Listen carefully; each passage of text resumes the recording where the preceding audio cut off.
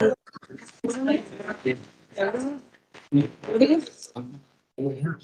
right. Court will call 20 CR 1358, People versus Letecia Stauch. Record should reflect the jury is not present in the courtroom. Is there anything we need to take up outside the presence of the jury at this point in time? Not from the people, Your Honor. Yes. No, Your Honor. Okay. All right, let's go ahead and bring the jury in. And Ms. Gratiano, you can move that once the jury gets in and whenever you're ready. Yes, Your Honor, I'll do that.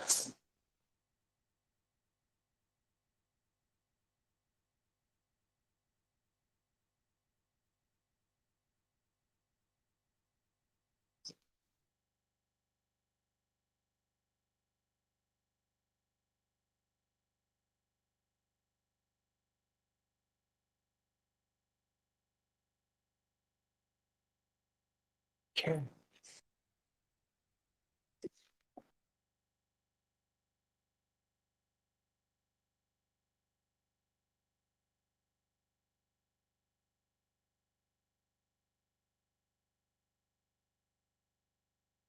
That's fine. Yeah. Okay. Yeah, that's okay.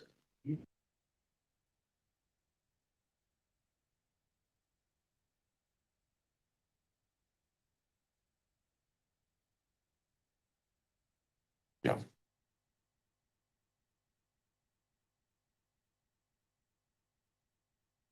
All rise for the jury, please.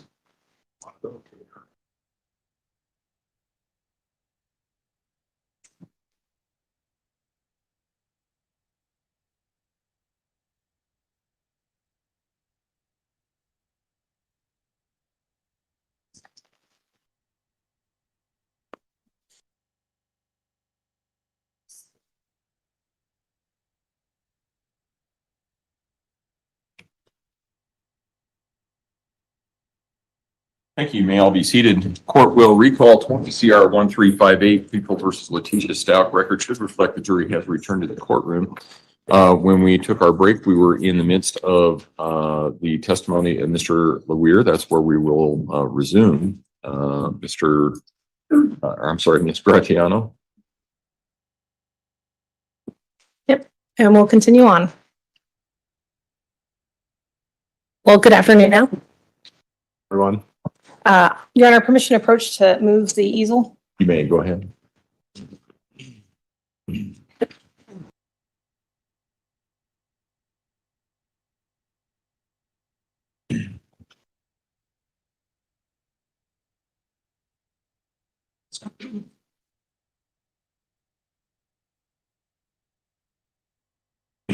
Mr. Lewer, we were at a good point where you've now transitioned to another part of the house. I would like to take a moment to take a step back. There are two exhibits, I believe, in front of you. I just have the one. Sorry? I just have one photograph. One photograph. And what photograph exhibit is that previously admitted? This is People's Exhibit 446. I'll project that.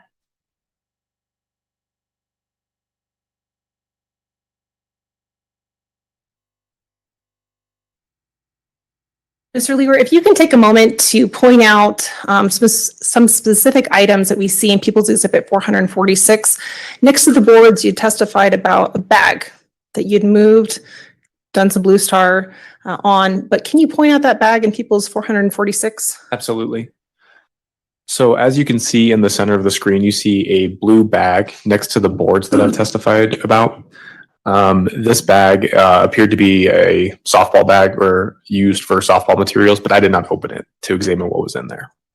And can you point out that bag? To be clear, there may be maybe two bags in that particular photo. Can you point out each of those bags? Absolutely. I'm going to stand up if that's okay with you. Go ahead. Thank you. So as you can see in the center of this image here, the blue bag I was referring to earlier, there's a big E in the middle of it. But additionally, there's a box to the south end of the boards. There's also another Easton bag with what appears to be a pink softball bat as well. Thank you. Now you'd explained that your work on February 3rd of 2020 was split basically into two parts. The second part was to maximize the advantage of what? We wanted to respond again in the evening to take advantage of the darkness so we could see the blue star reactions if present. Okay. And in terms of that, were you able to document any blue star reactions that you noticed? Yes, we were. We were able to document it via notes and some photographs. There was a camera malfunction during my response, which I can explain in further detail. Go ahead. So I mentioned before the shutter of a camera is what opens and closes for a photograph to be taken. And that when we take our blue star photography, we want to make sure the shutter is open as long as we can to let as much light in. So traditionally, if you have a shutter that is open for a very long time, you're going to have a brighter and brighter photograph. With my camera, there was a shutter issue where I had my shutter open for a very long time, 30 seconds, and my pictures were coming out almost completely dark. And there was a weird noise that my camera was making. So we equated this to a shutter malfunction. So instead of trying to photograph and continually diluting the blue star reaction, we decided it would be best to make a note of it and sample it directly. Because if we kept trying to photograph the reaction, eventually that would continually dilute the sample, which would make it more difficult for a DNA sample to be pulled from it. So in a long-winded answer, we had issues with the camera shutter. So instead of trying to photograph it, we took swabs and noted it immediately. And the camera was eventually replaced that year as well. So, Your Honor, permission to approach with what has been marked as People's Exhibits 477, 486 through 502, previously provided to the defense.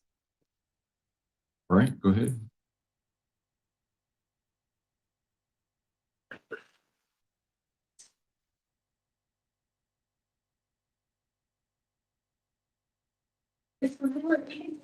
To familiarize yourself with the exhibits that I've handed you. absolutely.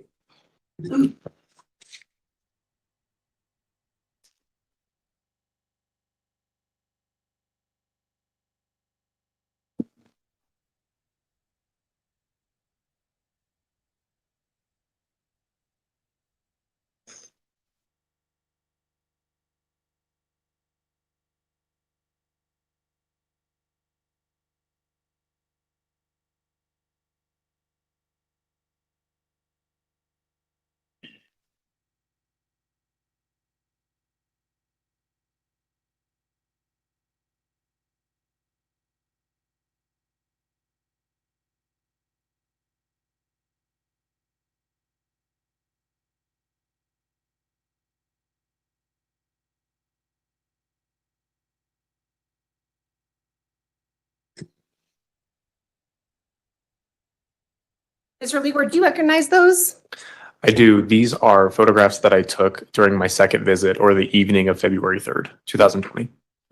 And in terms of the documentation that you did, you were able to actually use your camera, but as far as some of the documentation for lighting and things like that, that became problematic with the Blue Star, right? That is correct. During the second visit we were there, the CSI Robert Zaleski had his camera. I did switch to that momentarily to photograph some blue star reactions, but overall my camera was having those shutter issues. So again, we predominantly decided that it would be best to note and swab. And our People's Exhibits 477, 486 through 502, a fair and accurate representation of what you saw that day? Yes, they are. Your Honor, at this time, we would move for the admission of People's Exhibits 477, 486 through 502. Defense. Exhibits 477 and 486 through 502 will be admitted. Go ahead. Great. Mr. Lee, what we have projected here is People's Exhibit 477. Why did you document this? This is an overall photograph of the storage room that's in the basement. And depicted on the diagram here, we have the child's bedroom in the southeast corner of the bottom half of this diagram. And that storage room just north of it, that's what I'm photographing here. And when we do our crime scene processing, we will take overalls of every room to document how it looks before we begin our processing. So this is one of those photos. In relation to where this location is at, It's in the northeast corner of this room facing east. So when you walk in, it's the wall on the farthest. And as a part of the Metro Crime Lab, fair to say other members of the team also did crime scene work in that room as well? That's correct. Your Honor, if we can mute the screen so I can move forward. Yep. Okay.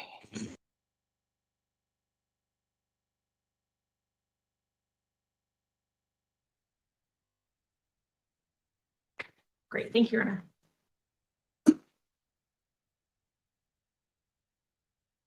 You can go ahead and unmute it. Appreciate it, Your Honor. Right. Oh, I lost it. Thank you. And now as you move forward throughout the house, continuing your documentation with specific areas of the house, what are we seeing in People's Exhibit 486? This is a difficult photograph to recognize because we don't have any labels for it. Traditionally, when we see visible possible bloodstains, we will label them. But with how small what I observed here was, I didn't want to lose it. So what we're looking at here is that first landing. And when I refer to the landings, the first one, we're referring to going downstairs. So the first landing is the first one you hit when you're going down the stairs. The second one is the second landing when you're going down the stairs. So in this diagram, in the center of the top level, it's going to be this north wall of the first landing. And it's kind of, you can't see it, but there's a zoomed in photograph. Okay. The zoomed in photograph that you're referring to, would that be People's 487? Yes, it is. That there was a red possible biological sample on that north wall that we thought it would be probative to take a sample of. Okay. People's 488. Can you orient the jury as to where we are now? So now we are in the southeast bedroom, or Gannon's bedroom. And this is the location. This is right when you're standing in the doorway. So we're standing in the doorway at the top left side of his room on this diagram, facing the southeast corner. People's 489. This is another photograph of that corner. However, now we're standing in the northeast corner facing southeast. People's 490. This is the direct east wall of that corner we were just referring to. And based on what you're looking at here, photographing this particular wall, are there any apparent abnormalities that you're seeing when you look at this photo in terms of blood? Overall, no, but there were observations later made, but at the times there weren't. Okay. People's 491. So this is another photograph of the southeast corner. It is very yellow because we will take a photograph before we do any blue star without any flash photography. So it will come out usually this yellowish hue. So this is the photograph I took before any blue star processing. And then any photographs subsequent to that will be of that blue star reaction in the same exact location. And Mr. Lewer, are you familiar with what object generally is in that corner of that bedroom? I was informed that there was a bed there at one point. And by the time you'd enter that room, had that bed been removed? Correct. I did not observe a bed in that corner. However, I did observe a bed in the southwest corner, so on the opposite side of this corner. People's Exhibit 492. Can you explain to the jury what you've documented here? This is the photograph from that corner. This is a blue star reaction. And this is after I did switch cameras on the second visit or the second processing. But this is a blue star reaction with blue and whitish blue chemiluminescence around that southeast corner. And Mr. Lewer, would you be able to use the pointer to distinguish between the floor versus the wall area? Absolutely. So with this photograph being so dark, it may be difficult to tell, but towards the bottom of the screen here, you can see kind of a white upside down V. To the upper left side of that V is the east wall of the room. To the upper right-hand side of that V is the south wall. And then directly below that upside down V is the floor of that corner of the room. And based on the color of the reaction that you see here, is there anything that you can say or opine as to the color and what that means? So with it being a blue chemiluminescence, it is presumptive positive, is a presumptive positive reaction with blue star, indicating that it could be blood. People's Exhibit 493. What are you looking at and documenting here? This is another photograph of the same reaction. However, the spray has been distributed differently, so that's why there's a different appearance now. But again, this is another photograph of the presumptive positive reaction in that corner of the southeast bedroom. Compared to People's Exhibit 492, would 493 show a greater height of the wall? Or is that just additional spray that you put to document that? I wouldn't make any conclusions based on that alone, but because when you're spraying with Blue Star, you're spraying where you can. You may not be hitting every single possible area, possible bloodstains, but I will say the reaction does span a higher level in this photograph than the previous photograph. People's Exhibit 494, what are you documenting here? So once we saw the Blue Star reaction in that corner of the room and some discoloration on the carpet, we thought it would be probative to cut the carpet up to see if we could see any visible possible blood stains. And at that point, when we cut the carpet up, we saw a reddish brown stain consistent with blood stains on the underside of the carpet. And as we've gone through the prior exhibit showing the carpet, was there any discoloration that was apparent on the top of the carpet as you documented? Yes, it was darker and brown, but it was faint, but it was still present. And can you point out, let's see, on People's Exhibit 495, what are you specifically showing in here? This is a zoomed in photo of the underside of the carpet, kind of highlighting that reddish brown the area of possible blood stains. And given that you're seeing some possible blood stains soak through the carpet, what's the next level or layer that you're interested in? When we're concerned about absorption, we're going to continue on to see how far down it goes. So with carpet, traditionally, there's also padding underneath. So we pull that padding up, which will then have the concrete sublayer. So we're just trying to see how far down that absorption of any biological material will go. People's Exhibit 496, what have you documented here with regard to the padding and the concrete flooring? So as I alluded to, we're going to keep searching further down. This is after that padding has been pulled back. So now you can see there was an amount of saturation through the carpet and the padding that resulted on the concrete subfloor. And to be clear, the padding that we see with a large reddish spot, would that, if it laid back down, would that go directly over the corner area of that room below the socket? Correct. Any of the reddish stains you're seeing in this photo would have been superimposed on top of each other. So you're essentially peeling back layers of an onion, so to speak. Absolutely. And People's Exhibit 497, what are you documenting here? It's the zoomed in photograph of the underside of that carpet padding, highlighting that reddish brown possible blood. In 498? Similarly, we're looking at that same staining on the concrete subfloor now. 499. As we kept pulling carpet back, we observed additional areas of possible blood on the underside of the carpet. And here we're showing how far we pulled the carpet back and seeing additional possible blood stains. People's Exhibit 500. This is a close-up photo, but what are you focusing on here? So this is slightly rotated from the previous image, as you can tell by that cut out L. But now in the center of the screen, you can see sort of a brownish stain there as well. We thought that was consistent with possible blood stains, so we wanted to document and collect that as well. People's Exhibit 501. I do see what you see here is now some layers of measurement that you've applied to the back of the carpet. What are we looking at here? We're looking at that same photograph that we just observed, but this time I put a scale down showing the size and dimensions of that possible blood stain. People's Exhibit 502. This is a further zoomed in photograph of that same area. Now, as you explained, noticing that you likely think that it may be blood, are you going to Blue Star these areas? No, when we are using Blue Star, we will exclusively use that for latent blood stains. And the reason is if you have visible blood stains, you can sample that and test it later. However, you do not have that opportunity with latent blood stains because they are invisible, you can't see them. So if we were to have visible blood stains, all we're doing is diluting it further for any subsequent DNA testing. So when we saw this, we didn't want to test it any further. We wanted to cut it out and collect it in a way that it would be preserved best as possible. Your Honor, permission to approach the witness with what has been marked as People's Exhibit 503 and 504, previously inspected by the defense. You may, go ahead.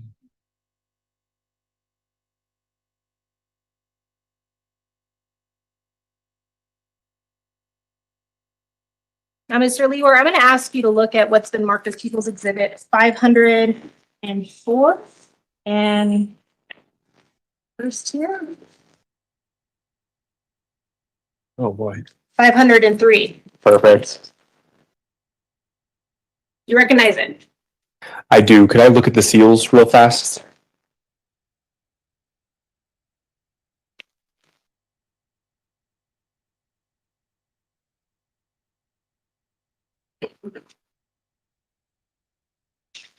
Yes, I do recognize this. This is that carpet that was directly in the southeast corner of the bedroom, and it also includes the padding. And again, I recognize this based on the label indicating where it was at, having my employee number, and then the tape seals on it having my initials. However, with it being having the package been open, there were additional analyses done by additional forensic personnel. No, and that's specific to People's Exhibit 504. I think just below that is 503. Can you also take a moment to inspect People's Exhibit 503 as well? Absolutely.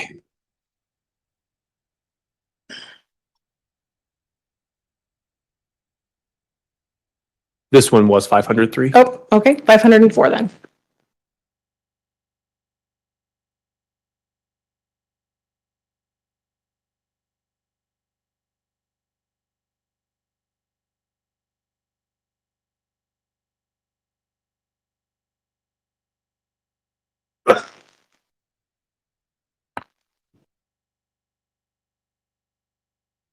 And in terms of People's Exhibit 504, do you recognize it as well in the same way? Yes, this is the carpet sample from that second area of possible blood stains we observed. I separated them out because there was enough of a delineation between the one blood stain pattern, possible blood stain pattern, and the second one. So this is that carpet and that padding, again, with the label and the additional tape seals that it is the same item. And would you say that's in the substantially same condition as when you last collected it? Yes. Your Honor, this time we would move for the admission of People's Exhibits 503 and 504. No objection. Exhibits 503 and 504 will be admitted. Go ahead. Mr. Lewer, as you move forward in the room, you're continuing to document the different stains, et cetera, that you see in the room. What else, in addition to blood, were you also tasked with looking for? In terms of defects, projectiles, that sort of thing. So when we were initially called, we were told to look for blood stains and defects, or latent blood stains and possible projectile defects. During that search, we didn't observe any additional or any defects at all, but we did do the searches for the latent blood stains. Okay. Your Honor, permission to approach the witness with what has been marked as People's Exhibits 505 through 509. You may, go ahead.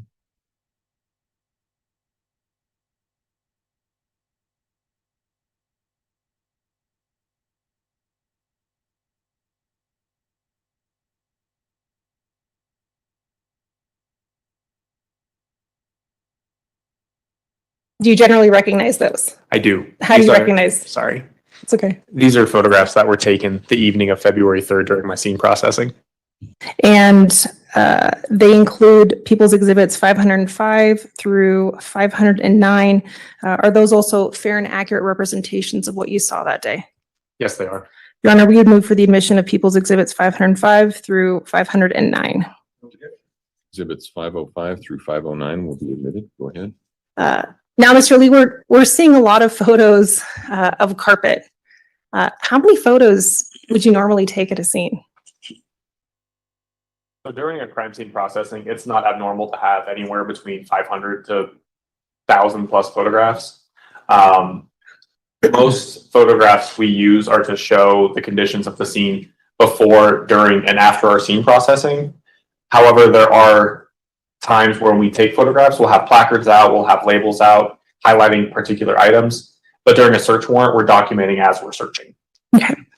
And so what we see in People's Exhibit 505 here, what was important again for you to document closely here?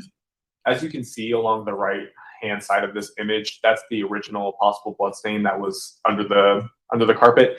What we're looking at here is an area on the concrete subfloor under that second possible blood stain that we observed. People's Exhibit 506, we see some measurements here. What are you documenting? This is additional possible blood stains that were on the concrete subfloor under that second pattern we observed. And is the idea behind putting this sort of measurement indicator to give you a sense of scope, some sort of frame of reference? Absolutely. People's Exhibit 507. Again, this is a photograph of that first area of possible blood stains, but now a scale is included to show the overall dimensions of that possible stain. And Your Honor, permission for the witness to publish People's Exhibits first 503 and then 504 to the jury by walking past the jury box. Oh, yes, you may go ahead. Mr. Lewer, if you would go ahead and walk 503 past the jury slowly so that they can review it.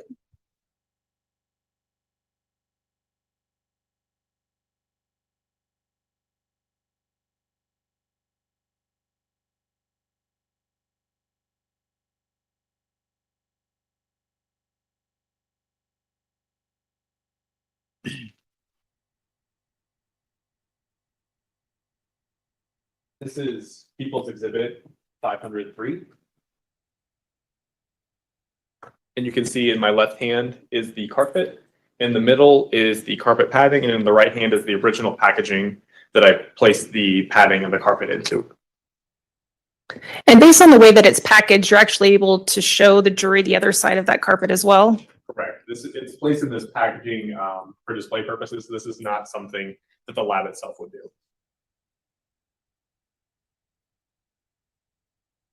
This is the underside of the carpet padding and the underside of the carpet itself.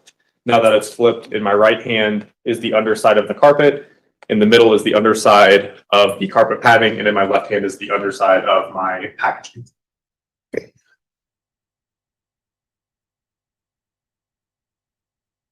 Thank you, sir. And if you would do the same with People's Exhibit 504 as well.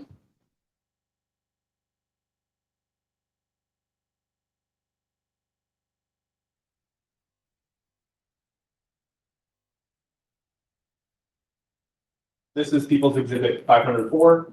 This is that secondary carpet area that I alluded to before. In my left hand is the packaging. In the middle is the upper side of the carpet. And in my right hand is the upper side of the carpet padding. And if you would show the jury the back side of People's Exhibit 504 as well. Same thing now, but in the left hand is the padding, all the underside. In the middle is the carpet. In the right hand side is the packaging. Thank you.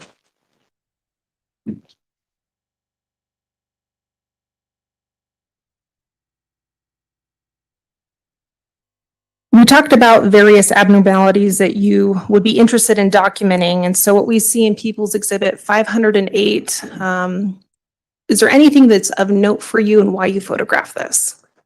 Yes, I photographed this highlighting a chip in what looks like the windowsill.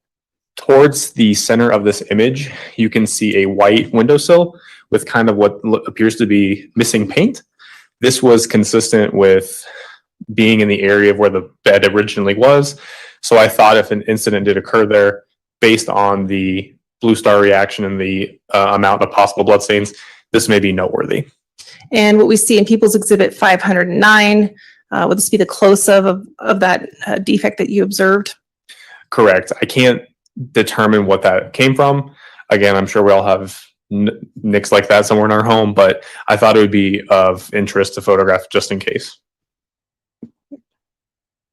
And as you noted, there were various reactions along the wall of Gannon Stauch's bedroom. And there's a particular area of a focus that you had with regard to an outlet. Can you explain to the jury what you noted there? Yes. So in that southeast corner where the bed originally was, there was an outlet cover along the east side of the wall, kind of towards the floor trim. With that being said, when we observed the outlet cover, there appeared to be dilute possible blood stains. So we photographed it and collected that item. Your Honor, permission to approach the witness with what has been marked as People's Exhibit 510, 511, and 512. May, go ahead.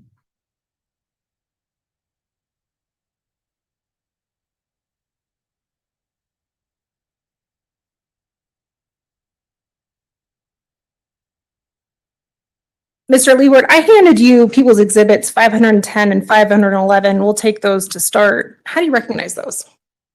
These are photographs that I took during the second visit of the outlet cover in that southeast corner of the southeast bedroom. And are they a fair and accurate depiction of what you observed that day? Yes, they are. Your Honor, permission to admit People's Exhibit 510 and 511. No objection. 510, 511 will be admitted. Go ahead. Permission to publish as well. You may. So here what we have projected behind you is People's Exhibit 510. Does that depict that outlet you were talking about? Yes, it does. And as you can see, I've alluded to the upside down white V in the photo many times. This is, again, that southeast corner of that room. And along the east wall, you have that outlet cover towards the center of this image. People's Exhibit 511 for scale. What are you noting here? So I put a scale on there to outline the dimensions of the outlet cover. But then when you examine the outlet cover more in depth, for example, along the right-hand side of that cover, you can see very faint reddish brown staining consistent with dilute blood stains. So I'm documenting the outlet cover as well as any possible stains on that outlet cover. And Mr. Leeward, can you point to those areas that you're noting specifically for the jury? Absolutely. So on the bottom part of this electrical outlet, you can see some what appears to be brownish staining under that first, the bottom part of that outlet. And then additionally, you can see some, it's faint and difficult to see on this screen, but you can also see what appears to be some flow marks or very dilute marks with linear orientation. And People's Exhibit 512 is not a photograph. Do you recognize what that is? I do. What is it? This is the outlet cover, again, based on the label with my initials and my employee number. And there are additional seals on here indicating it's been examined by further forensic personnel. And in terms of, again, the method that you use to process, would you have swabbed this? What would you have done to this particular area? Again, I would not have swabbed this because I want to make sure the sample is unsaturated as possible. With that being said, we did blue star this corner of the room. We knew there was a reaction in that corner of the room, so I would note that there was a blue star positive reaction in the outlet cover, indicating that there is presumptive blood present. So there's no further swabbing that needed to be necessary, and it would be handed off to the DNA unit. Now, you had mentioned dilute, some dilute blood stains there. Can you remind the jury what you mean specifically about dilute? Yes, so obviously when you cut your finger, you have very red, thick blood that comes out. And then when you try to clean it up, like if you're in the sink, when you wash it off, it starts to appear runny and starts to become a little bit more clear. That's what I'm alluding to here, is that when I say dilute blood stains, that you have very clear, very faint reddish brown staining instead of the very obvious present red color of blood. In terms of this, you've sprayed this area with Blue Star. Is there anything that you would have noted as it related to the Blue Star reaction in this area? Is there anything that could have told you or anything that you noticed there? Other than the reaction being blue, indicating that it was presumptive positive for blood, there wasn't anything else that I noted outside of the reaction.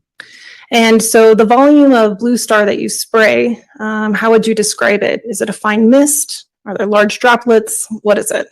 It's a very fine mist. So it's a standard spray bottle that you receive. It's not like a Febreze spray. It's more of a, you pump a few times, and if you usually will get a reaction after 2 or 3 pumps. So we try to hold off after using as much as we need to see the reaction. And so in terms of you're noting that there's dilute bloodstain marks, what appear to be that on this outlet cover, would that have been due to the Blue Star spray creating that? Or could that have been done, for example, by something like cleaning? It could be both. Because the Blue Star is a liquid that is water-based, there will be some dilution, but the amount you're spraying isn't going to dilute it to this level. Okay. And based on what you're seeing with the outlet cover, you're working outside in, what are you going to do next? I'm going to take that outlet cover off. I'm going to collect it. I'm going to see what's underneath the outlet cover. And a permission to approach with what's been marked and previously provided to the defense as People's Exhibits 513 through 515.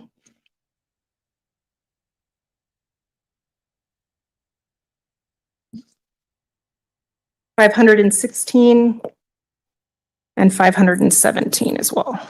Go ahead.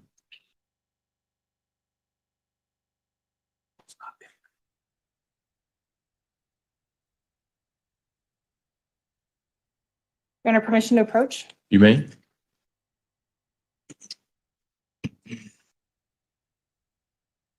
Mr. Lewer, I'm handing you People's Exhibits 513, 14, 15, and 17. But before I get there, Your Honor, based on the foundation laid by the witness, people have moved for the admission of People's Exhibit 500. Defense? No objection. 512 will be admitted. Go ahead.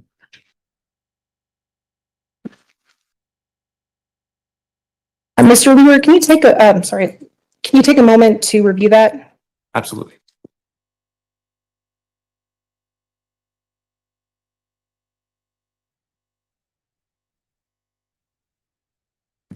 Now, you explained that you collected the cover, which is People's Exhibit 512, but you also mentioned that you're going to work outside in. And so, Your Honor, if I haven't already asked, permission to publish as well, People's Exhibits 513 through 515. You may. Go ahead. Thank you. Oh. Actually, I thought did you ask to admit those? I thought I did without objection, but Your Honor, permission to formally admit People's Exhibits 513 through 515. Through 517. Through 517. I just thought I would take them in kind of different chunks or different items. Mr. Talini? No objection. Yeah. Exhibits 513 through 517 will be admitted. Great. Go ahead. Now, what we have projected behind you is People's Exhibit 513. Can you explain what you did now in terms of processing this area? This is a photograph of the electrical outlet itself with the cover removed, highlighting what could appear to be on the outlet itself.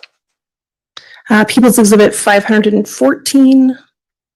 This is a photograph from a different angle, slightly askew and up to the right of the outlet cover, because we observed dilute possible blood stains.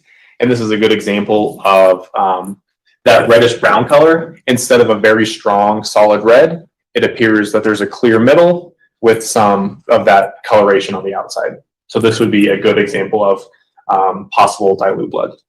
People's Exhibit 515. Another photograph just from a slightly different angle. Great. And on the witness stand before you, you have People's Exhibit 516. How do you recognize what that is? These are the swabs of those possible blood stains on the cover. On the outlet itself, because I wasn't going to remove the cover based on possible electrical hazards, and it's easier to swab it than take it with us. But I identify it based on my employee number on here and the tape seals on the back, with additional tape seals on here indicating it's been tested. And so, for example, do you need to open that envelope to know that those are the swabs that you collected? No. Okay. For those reasons, while the defense hasn't objected, Your Honor, I would ask if People's Exhibit 516 can be admitted as well. No objection. 516 will be admitted. Go ahead. And sir, I believe you have People's Exhibit 517 as well. How do you recognize what that is? This is a photograph of the room I took after we had removed the outlet cover and finished cutting out the carpet from that corner. Okay. And when you exit or finish processing a room, are you also documenting that as well? Yes, I mentioned earlier that when we are taking our photographs of our scene, it's before, during, and after processing, and we want to document how we left the area after we finish processing as well. So that's this photograph. Great. And again, Your Honor, will not objected to by the defense based on that permission to admit and publish People's Exhibit 517. Objection. 517 will be admitted. You can go ahead and publish. Okay. And so here, this is the last documentation of the work that you did in Gannon Stauch's bedroom. Correct. Based on the overall observations that you observed specifically related to that corner, what was the next step in terms of processing the scene at Gannon Stauch's residence where he lived? So now that we had observed what appeared to be a larger amount of possible blood stains, indicating that there was a potential bloodshedding event, there was going to be, it was going to come down to trying to find what could have caused that. So whether it be a blunt force instrument or a firearm or whatnot, it would have to be trying to narrow down and collecting anything that we could regarding a possible injuring item. And where were you directed to document and search? During my overalls, I said I photographed the entirety of the house. There was a firearm, a pistol located in the upstairs master bedroom on a chest of drawers that was of interest now because of the possible bloodshedding event. And Your Honor, permission to approach the witness with what has been marked as People's Exhibits 478 through 483. You may go ahead.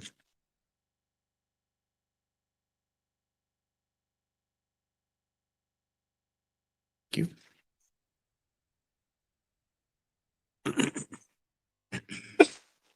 Do you recognize those? I'll take a look real fast. Go ahead.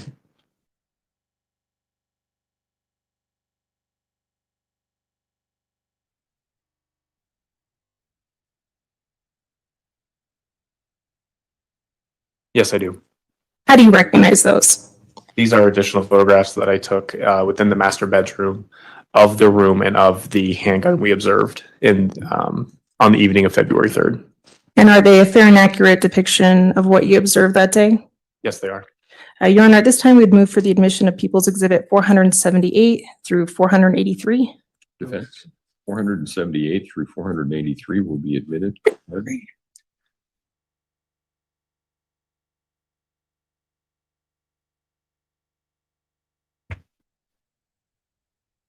Your Honor, can you mute the screen just to be safe? Oh, yeah.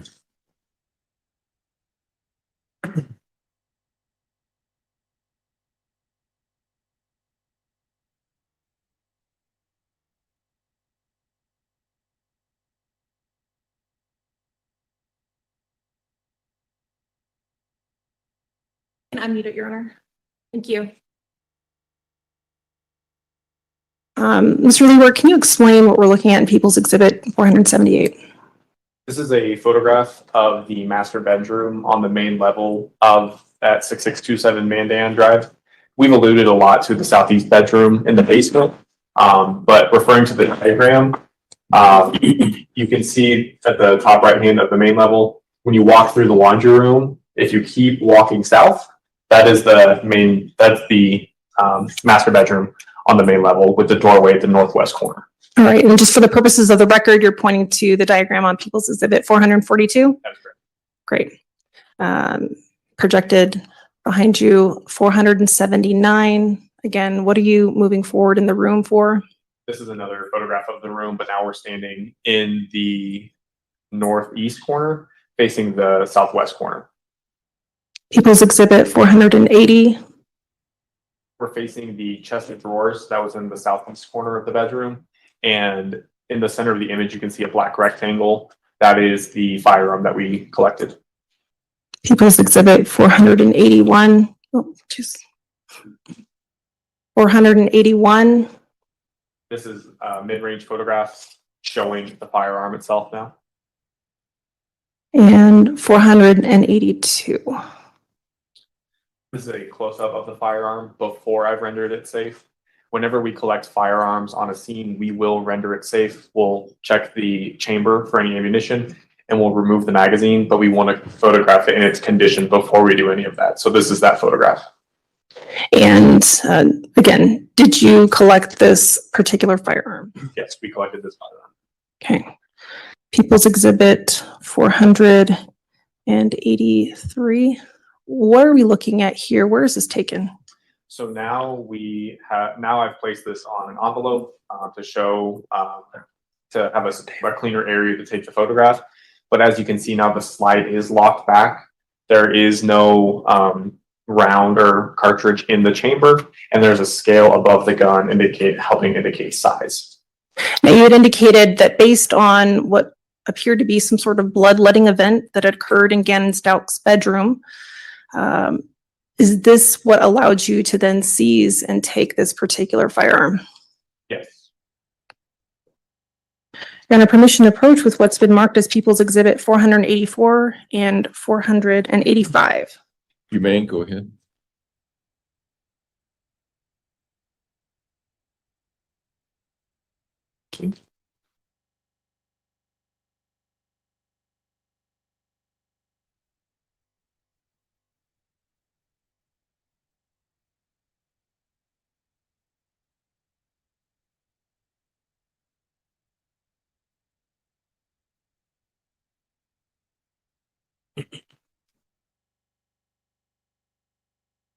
Yes, I recognize these.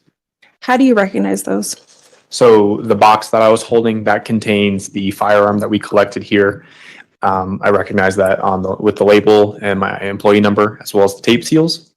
And then the envelope that I was holding, which is People's Exhibit 485, that is the magazine from within the firearm, containing approximately 16 cartridges. Now, at this time, I'll direct your attention to People's Exhibit 484. What can you tell based on the markings on that box? I can tell that it's been processed for fingerprints as well as DNA sampling, and that it appears that there have been additional exams done by the firearms unit as well as the DNA unit. Okay. And at this time, would you use the scissors that are next to you to open that box? Absolutely. And to be clear, while you're doing that, when you receive a firearm and you take it into evidence, what have you done specifically with this particular firearm that we see photographed in People's Exhibit 583?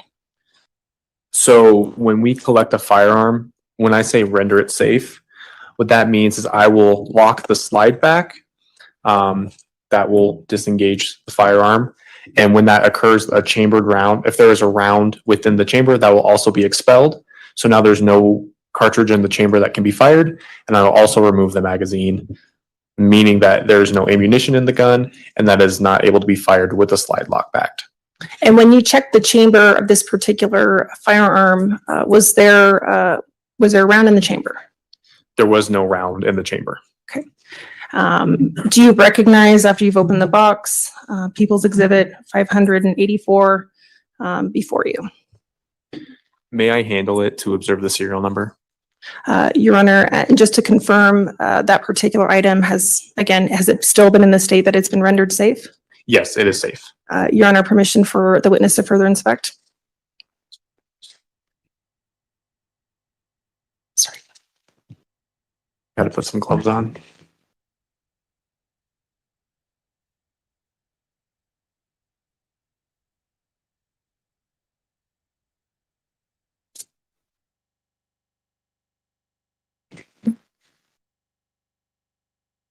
I'm just pointing it in a safe direction. And Mr. Lewer, why are you taking a moment to look at the firearm more closely? I'm sorry, what was that? Why are you taking a moment to look at the firearm more closely? Is that to ensure that is in fact no chamber in the round, et cetera? Correct. I'm ensuring that there is no chamber in the round, that it is a safe firearm, and that it has the same serial number as what is labeled on the label. I guess I should say round in the chamber. Correct.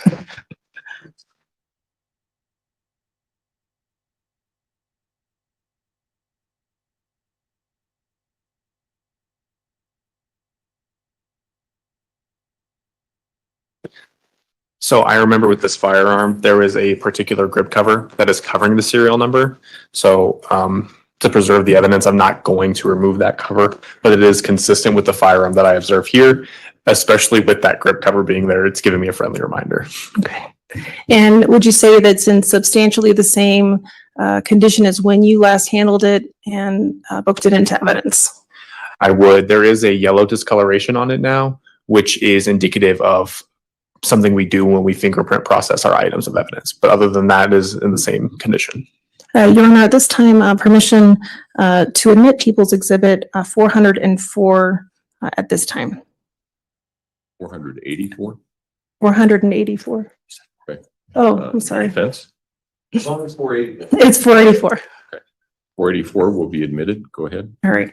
And Your Honor, permission to publish to the jury by the witness walking past the jury box. You may go ahead.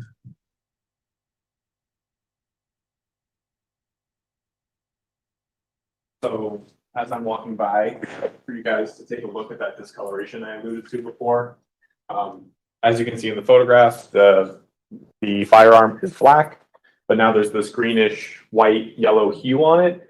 That is a process that we do when we fingerprint process, and that's why there's this discoloration. But again, there's also no magazine here, and there's no chambered round. I would have collected the magazine separately from the firearm. Thank you. And now for People's Exhibit 485, how do you recognize that exhibit? This People's Exhibit 485 is the magazine that was collected from the firearm itself. And it's in an envelope. Do you need to open up that envelope to be sure that that's the magazine that you collected? I do not. There are additional labels and seals from individuals within our lab, which would have it be in substantial condition as it was collected. And Your Honor, at this time, we'd move for the admission of People's Exhibit 485. Okay. 485 will also be admitted. Go ahead. Thank you. And Mr. Lewer, you explained what you noticed about the magazine and the cartridges. Can you remind the jury what you observed with regard to how many cartridges the magazine appeared to have a capacity for and how many cartridges you observed as an approximation? Yes. So whenever we have a magazine for a firearm, there's usually an indicator on the magazine saying how many it can be loaded with. That number may not always be true, whereas sometimes someone can force an additional cartridge in. So for the purposes of this magazine, I put an approximately 17 round capacity magazine.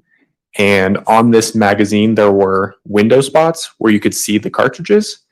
And I could count 16, but sometimes that number is deceiving because one could be hidden in there. So I put there are approximately 16 cartridges within. So in total, it's an approximately 17 round capacity magazine with approximately 16 cartridges within. And specifically, again, that magazine was found in relation to the firearm, with the firearm? Correct. It was within the firearm when I collected it, and I removed it and collected it separately. And is that pursuant to the policy that you have with the Metro Crime Lab?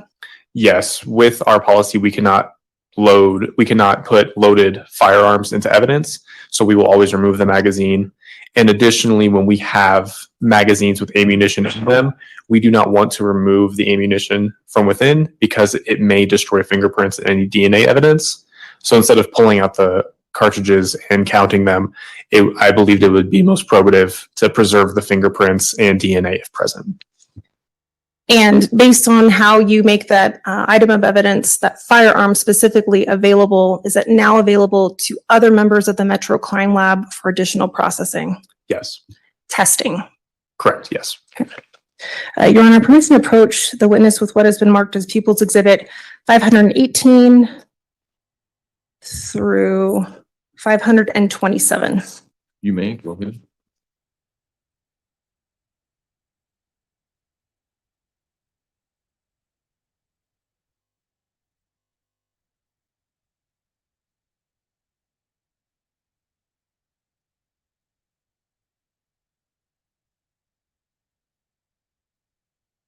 Mr. Lewer, I'll first take 518 and 519 separately.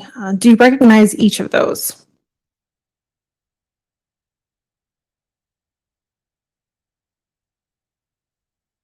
Yes, I do.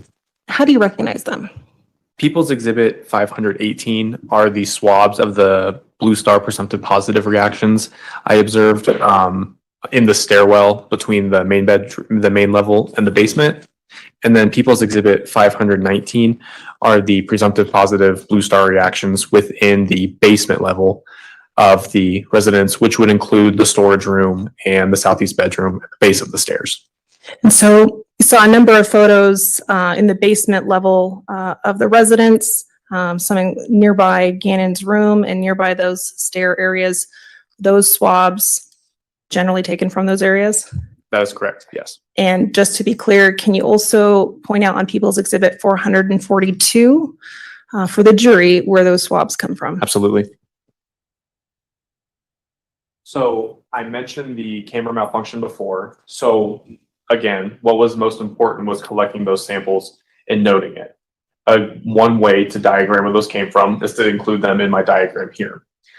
So on the main level or the top part of the diagram here, we're focusing now on the green dots. The green dots in my diagram represent blue star reactions on my second visit or the evening of February 3rd. So as you can see here, we have one on the first stair set going downward. We have one that looks like it's outside of the stairwell. That was an error on my part. That one was within the first landing of the stairwell. I placed that incorrectly. That is my fault. We have a blue star reaction on the second landing, the second set of stairs going downward. And then on the bottom half of this diagram, now that we're in the basement level, we have one right at the base of the stairs, the floor right in front of the storage room in Gannon's bedroom. And then we have a green dot within the storage room and within the southeast corner of his bedroom. So essentially, we have blue star reactions along the stairwell and then at the storage room and his room as well. And what would have been the path of travel if you traveled, someone were to travel from the basement area to Gannon's room? Can you point out on People's Exhibit 442 what that path of travel would have been? Actually, the most direct path of travel between Gannon's room to go upstairs into the garage would be out his room, up the stairwell, and then directly to the garage. And as you can see here, we have blue star reactions in that general pathway. Thank you.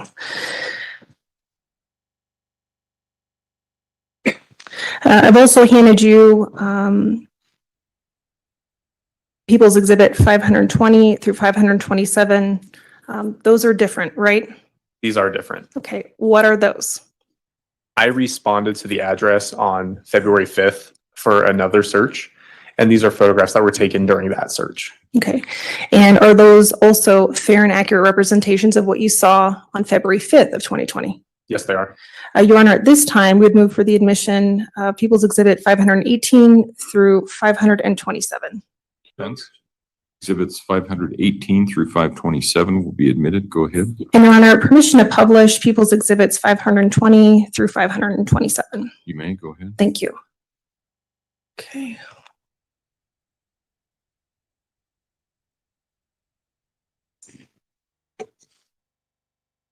Mr. Lewer, behind you is going to be People's Exhibit 520. Can you point out to the jury what you've documented here? Yes, so there isn't a mid-range photograph showing what this is, but at the bottom of the screen, you can see the red washer and dryer we've mentioned before. So what we're looking at here is the top of that washer and dryer in the laundry room. And what's of interest, or what was of interest for us in this photograph, was a bottle of vinegar on top of one of those appliances. And based on seeing, again, the bloodletting event, or at least what had occurred, the remnants of something in Gannon Stauch's bedroom, what was the specific scope of what you were looking for on February 5th of 2020 now? We wanted to document and search for any cleaning products because now that we had a blood shedding event with dilute possible blood stains, there was evidence that there may have been possible cleanup. So we wanted to search for any possible cleaning materials that would have been used in that action. Okay. People's Exhibit 521, what is this a close-up of? This is a close-up of a bottle of distilled vinegar from top of one of those appliances. People's Exhibit 522, where are we at? Can you orient the jury now what we see and what room we're in? Yes, now we are in the kitchen, which is on the main level of the home. And now we are looking under the sink because we wanted to pull out any cleaning supplies that would have been for carpet or upholstery, not specifically for any dishes. But this is a photograph of the under sink doors open with some products pulled out. People's Exhibit 523. What are you close up documenting here? This is just a close-up photograph of the contents that have not been pulled out from under the sink. People's Exhibit 524. What are you documenting here? This is a zoomed-in photograph of smoke and odor eliminator, a bottle of it under the sink. And in People's Exhibit 525, what are some other cleaning products that you notice below the cabinet? Again, this is the other side of that sink cabinet now, where there's a box of Arm & Hammer cleaner under the sink, or baking soda, I believe. People's Exhibit 526, is that a close-up of that box you're referring to? Baking soda. People's Exhibit 527, is this the overall shot of the various substances that you found under the kitchen sink in that cabinet area? Correct. This is with some of the contents pulled out. And you can take a seat. You've walked us through at least 3 instances that you were present to document in the residence at 6627 Mandan Drive. Those 3 dates were 2 dates with 3 instances that you searched. What again? February 3rd, around 11 o'clock, February 3rd, around 6 p.m., and then February 5th, closer to the lunch hour as well. And while you were present on scene, was there any obvious signs of blood or a struggle that you observed on any of those times? So when we responded on February 5th, it was much more lit in Gannon's bedroom, and we had many individuals focusing on the walls, and we observed very, very tiny non-diluted blood stains or possible blood stains. So we called in one of our crime scene investigators to help document those blood stains. And another member of the Metro Crime Lab team would have done an in-depth review of those smaller, very clear blood stains. Correct. They would have done a documentation of those stains, which would have allowed them to do any blood stain pattern analysis going forward. That's not your area of expertise, right? That's not my area of expertise. To be clear, the 2 times that you were present on February 2nd of 2020 and February 5th of 2020, at any point, did you see any shell casings? I did not see any cartridge casings during any of my visits.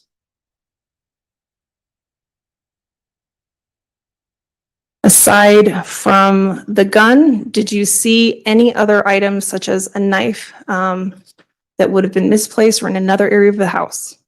I did not see any knives in any odd places in the house. Okay.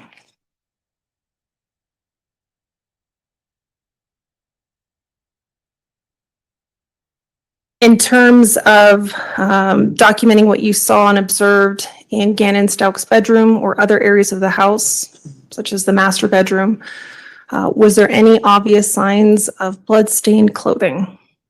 No, I did not see any blood-stained clothing. I did collect a sheet with apparent blood or possible blood stains on it from the additional bedroom in the basement. I was informed it belonged to the teenage daughters.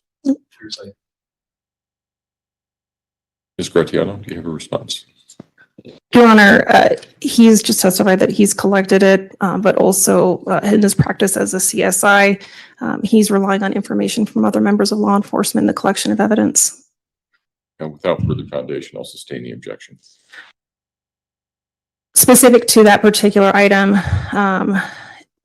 were you given some additional information in terms of other members of law enforcement, either a supervisor, that had evidentiary value? Potential evidentiary value? Yes. Okay. And in your role as a CSI, in the collection of evidence, are you relying on information and or briefings that other members are providing to you to collect evidence? Correct. There is a level of requiring information from individuals so we can place the scene. For example, if I did not know the southeast bedroom was Gannon's bedroom, we would have started searching in other places. So when we are provided information, it's to help scope down our search, and which can also help with identifying items of evidence. Okay. And so based on a briefing that you had received, did that particular item become of evidentiary interest in the investigation? It did, with there being possible bloodstains on it. Thank you. Your Honor, we'll pass the witness. Cross-examination. Hey, sir, how you doing? I'm doing great today. How are you? I'm not doing too bad. So let's go to that, what we were just talking about. That, was it a sheet or a comforter? It was a comforter on the bed that I collected, and I collected an additional sheet from the closet of that room that had a blue star reaction. And I apologize. oh, I'm sorry. No, I'm so sorry. And that's it's from the northwest bedroom. Correct. That's the basement northwest bedroom. And based upon everybody that was there, and also based upon what was in that bedroom as far as color schemes, clothing, so forth, that appeared to be the bedroom of a teenage girl. Correct. You're aware that Miss Stauch has a 17-year-old teenage girl by the name of Harley Hunt. I did not know the name, but I knew that a teenage female resided in the home. And there was actually there was a blood stain on that mattress, and that mattress was collected. We did not collect the mattress, but we collected the comforter because the comforter was superimposed on the mattress. You could say that the possible bloodstains were transferred or transferred onto the mattress. So we collected the comforter in lieu of the mattress. Okay, because it looked like there would have been whatever that blood stain was, would have been the same source of blood, both for the comforter and both for the mattress. In your opinion, it appeared consistent with that. Yes. And so you don't necessarily have to collect the mattress. You can just collect the comforter, and that will be enough to tell you whose blood that was. Correct. And then there was also stuffed in the laundry basket of that same teenage girl's room, a sheet. Correct. That sheet looked like it had blood on it. It had a blue star reaction that we documented. Okay, and a blue star reaction would indicate that there may be blood on that sheet. Correct. It would indicate that there is possibly blood present on that sheet. So in the teenage girl's bedroom on that February 5th search, you found 2 items that appear to have blood on them, correct? Correct. No further questions. Be direct.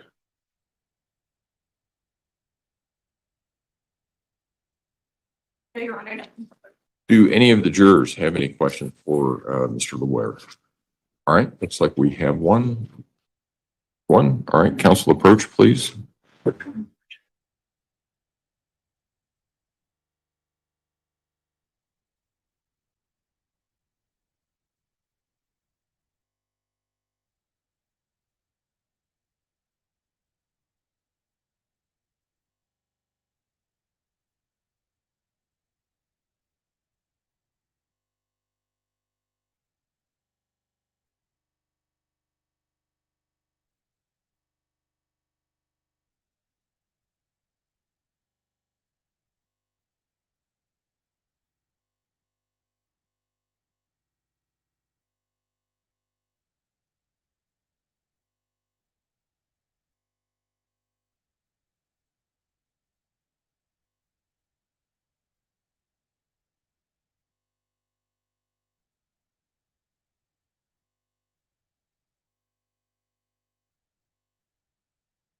Mr. Lewer, if Blue Star is a presumptive test for blood, how is testing accomplished to separate Blue Star from an actual blood sample?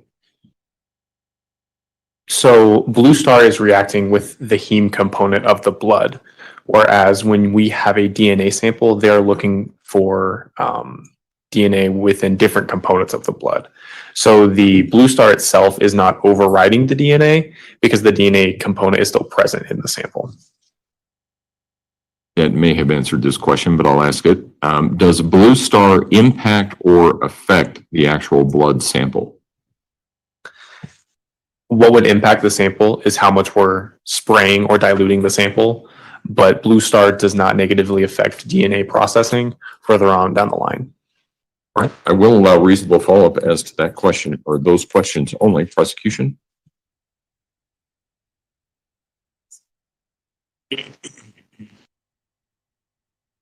Nothing further, Your Honor. Defense? Nothing, Your Honor. Thank you, sir. You may step down. Thank you all. Prosecution, call your next witness, please. Judge, our next witness is an expert and we need to gather some exhibits together. And I'm wondering if we could just give the jury about a 10-minute break to do that. Yeah, that's fine. Or if you want to do the afternoon break too. No, we'll probably do two of them because it's a little bit early. So what we're going to do is take about a 10-minute recess. Again, you may not discuss the case among yourselves, may not discuss the case with anyone else. With that, all rise for the jury, please.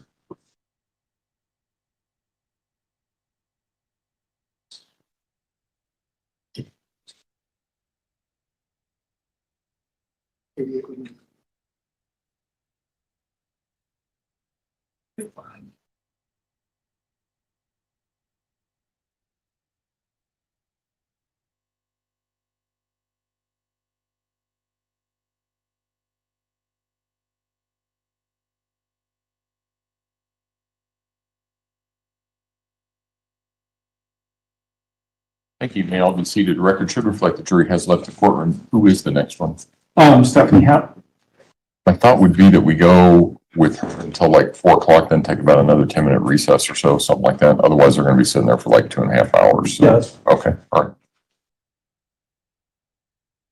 right.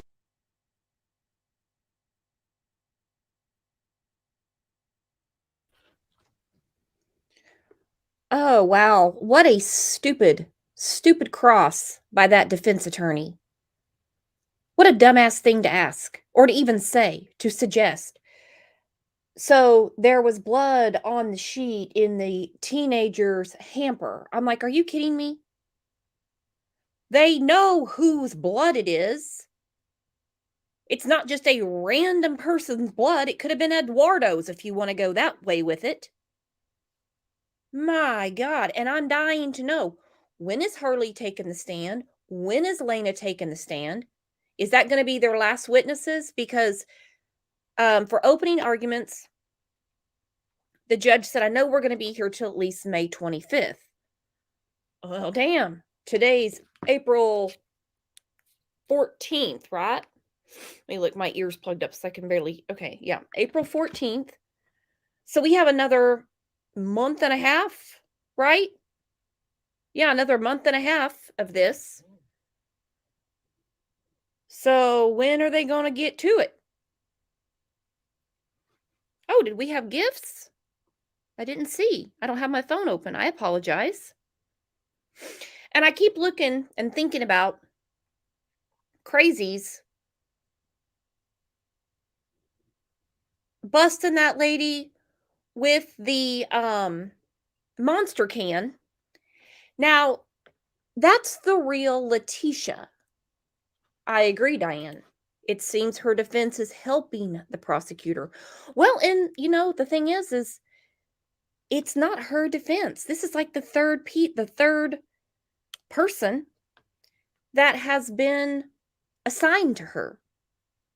She's at one point she wanted to defend herself.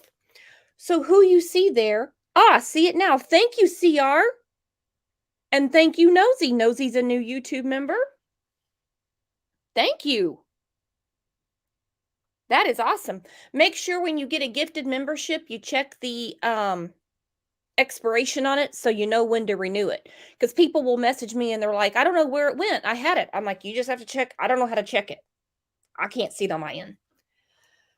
Snow said, how 150 witnesses take the stand. Anyone know what number we're on? Nope. I lost count.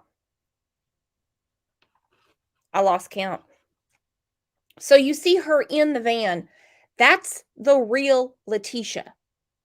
I promise you, without even knowing, without even asking, when Al was shown that video and told what happened, he probably was like, I don't recognize that person. I was married to her. Who is that? That's the real her. See, that's the person that nobody gets to see. Everybody else sees this fake figment of what she has made up. But what you see in there, that evil, busting her with that monster can. Then when that guy in the front goes, you just got another charge. And she said, that's what she gets for messing with me. That's the real Letecia. But now, if you dial it back a couple of days, when she's in front of the judge in South Carolina, that's not what you saw. See, this is where she's playing yet another figment of her personality. She is a vicious person. You're right. So this is the face she put on for the judge in South Carolina. But what you saw in that van, that's the real her. And I think had given the opportunity, if things had gone according to her plan, I think she would have killed everybody in there and been on her merry way. I truly do. Is this Miss Staunch? Stauch? I knew whichever way I went, I'd be wrong. But okay, I don't know how much you know about the extradition proceeding. Do you know anything about extradition? Well, you're going to learn. This morning, you have a decision to make. You can either waive extradition, and the state of Colorado has 20 days to come get you, which, to be quite honest about it, under the facts of this particular situation, I have a feeling it'd be much shorter than that. But anyway, they'll have 20 days to come get you, or you can fight extradition. Fighting extradition means that, and this is a guesstimate on my part, that it would be about maybe 90 days from now, the Attorney General from the state of South Carolina would hold a extradition hearing where he has to prove two things: that you are Miss Stauch,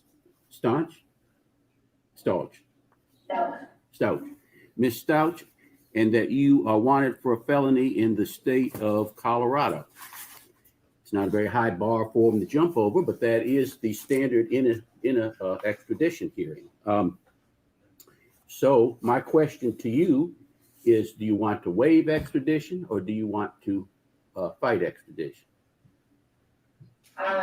So when you said something about fighting it, I have to do what now?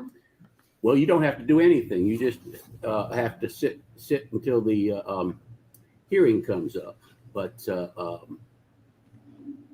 otherwise, the state of Colorado has, if you waive extradition, they have 20 days to come get you. I would be surprised if they weren't already in the air, but that's just me. I have no factual basis for that, but I've just. They were here yesterday, that's who actually came. Oh, okay. So what you want to do, young lady? You want to waive extradition, or you want to fight? So there's a hearing here, what does that mean? They decide to determine what? If the hearing is here, what does that decide? It just decides whether you go back to Colorado or not. Well, I've still never been given the opportunity, like, since the beginning, to even call my attorney to even talk to him about any of these things. Well, where's your attorney? I need to call my friend Laura, who has an attorney, but I was told yesterday that someone was gonna do that, but they never did. Okay. I've asked since yesterday that I call an attorney. Well, it doesn't matter either way to me, because I'm just asking the question. I don't care what the answers are. If you waive extradition, I will sign the extradition order, and they'll bring it back there for you to consent to. If you fight extradition, then they'll just have an extradition hearing sometime in the future. And the problem with fighting extradition is that the time you spend sitting waiting for the extradition hearing is always considered to be your time, not Colorado or whatever the requesting state's time is. So you don't get any credit. It's like, I won't say wasting your time, but, and there are very few, this isn't legal advice, but I'll tell you, there's very few defenses to extradition. But it's your choice. Oh, so you're saying it's not like a guarantee, it's just a hearing? It's just a hearing where they have to prove you are who you are and that you're wanted for a felony. Those are the two things they have to prove in an extradition hearing. That's all. So, I mean, if you are who you are and you're wanted for a felony in Colorado, it won't do much good fighting an extradition hearing. Oh, you're saying they have to prove that. I see what you're saying. I understand. Yes. So, yeah, Okay, what you want to do, young lady? so Colorado. Okay, well, I'll sign the extradition order and they'll bring it back for you to consent to. Now, of course, it wouldn't have mattered if you waived or not waived. When somebody's somebody is a fugitive from one state, I don't let them be a fugitive from two states. So it's not like if you answered either way, it would make any difference as far as the hearing today goes, because I'm not going to set bond. Of course, with the charges that are involved, I couldn't set bond anyway. I don't think. Anyway, Yeah, I didn't run from you guys, so I don't have any trouble with you guys. So I didn't even know it until yesterday. So the date on that paper you have is wrong. well, let me tell you something else, and I didn't go into all this. But now that we've decided what we're going to do in this particular hearing, because of the charges you're charged with.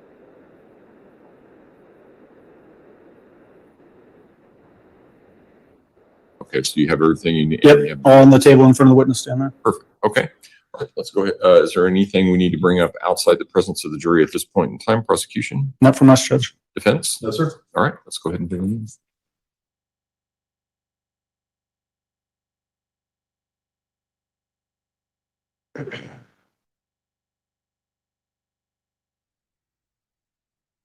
Oh, that's a good way to do that. Somebody was smart. Either that or it did it on its own. So, I don't think so, because the clips, I pulled the clips at the whole. And it usually tips the other way because the paper on it. Yeah. So. Perfect way to do it.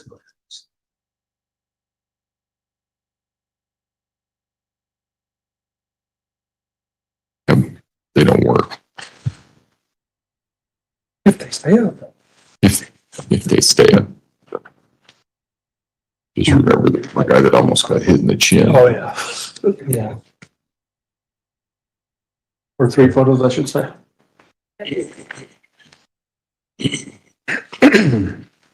All rise for the jury, please.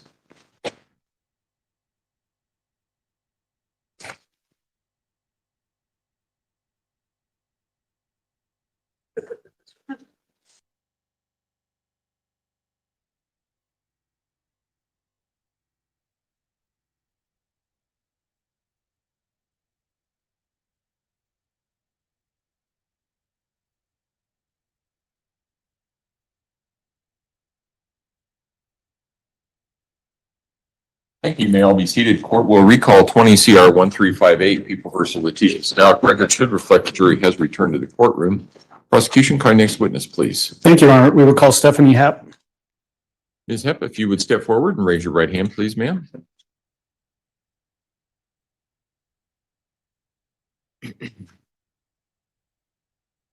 You swear affirm the testimony about to give in this man will be the truth, the whole truth, and nothing but the truth. Go ahead and have a seat in the witness stand. Please watch your step as you step into the stand.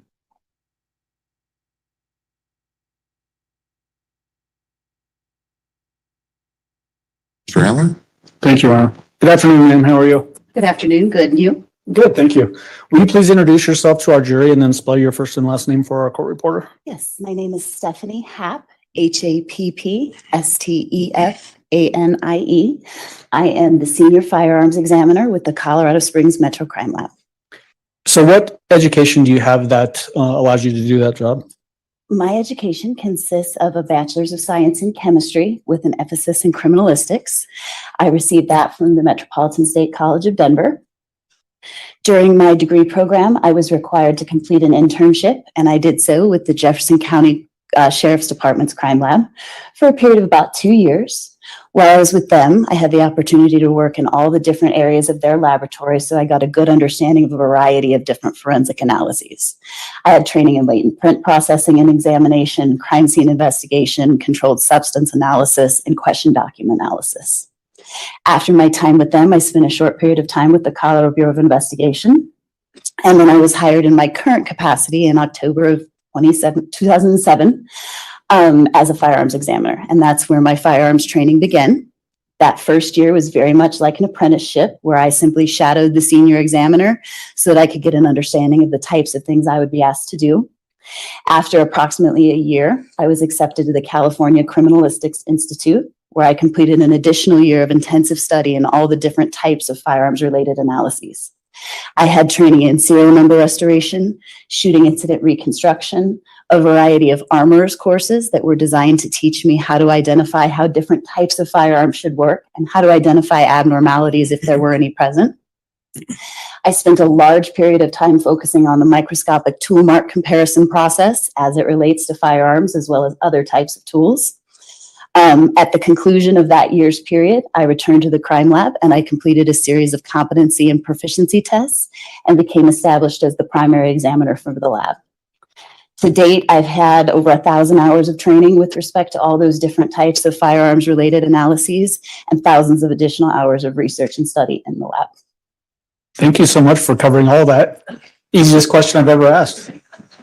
Have you been qualified as an expert witness? I have. How many times? To date, it's been 145 in both local and federal courts. So when you say local, do you mean the 4th Judicial District here? I do, as well as the 18th. So up in Arapahoe, Douglas County areas? Douglas, yes. Okay. Your Honor, based on her excellent answer on her qualifications, I would move to have her qualified as an expert witness as a firearms examiner. Defense? No objection. Witness will be so qualified. Go ahead. So let's get some groundwork stuff out of the way, just so that we're all talking the same language. You mentioned tool marks. Tell the jury what we mean when we talk about tool marks as it relates to firearms. Tool marks as it relates to firearms. In this particular instance, we would be talking about the firearm acting as the tool. And that firearm has a series of components, like the barrel, for example, that impart different markings on the surfaces of the fired ammunition components, like the cartridge cases and bullets. So the tool marks are produced by the firearm on the surface of the bullets and cartridge cases. And then when we're talking about a cartridge or a bullet, tell the jury what we are talking about there. I'd be happy to. Would it be all right to use the demonstrative piece? Yes, did you bring your demonstrative? So, yeah, go ahead and bring that. It's just a demonstrative of a bullet components.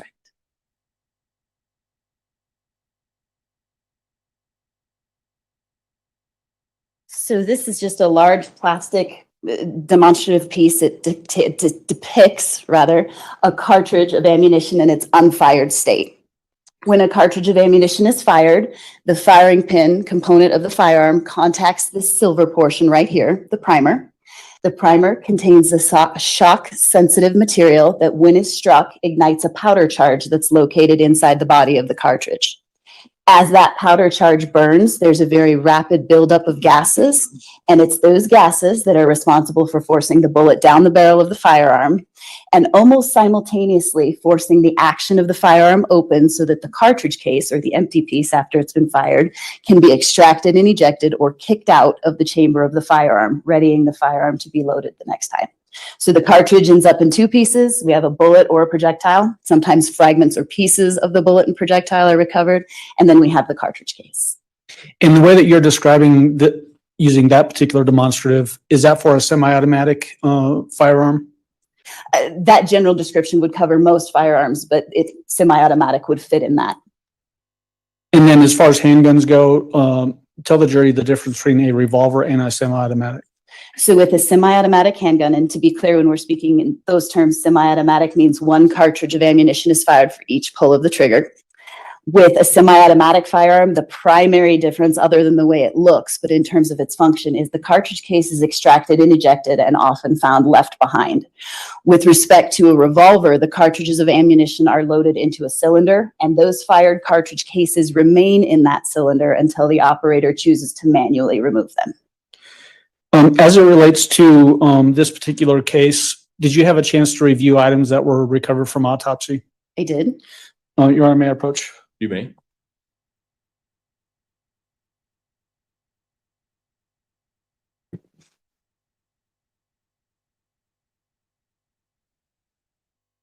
I'm going to start out by showing you People's 89 that was previously admitted by Holly Smith, a crime scene technician from Florida.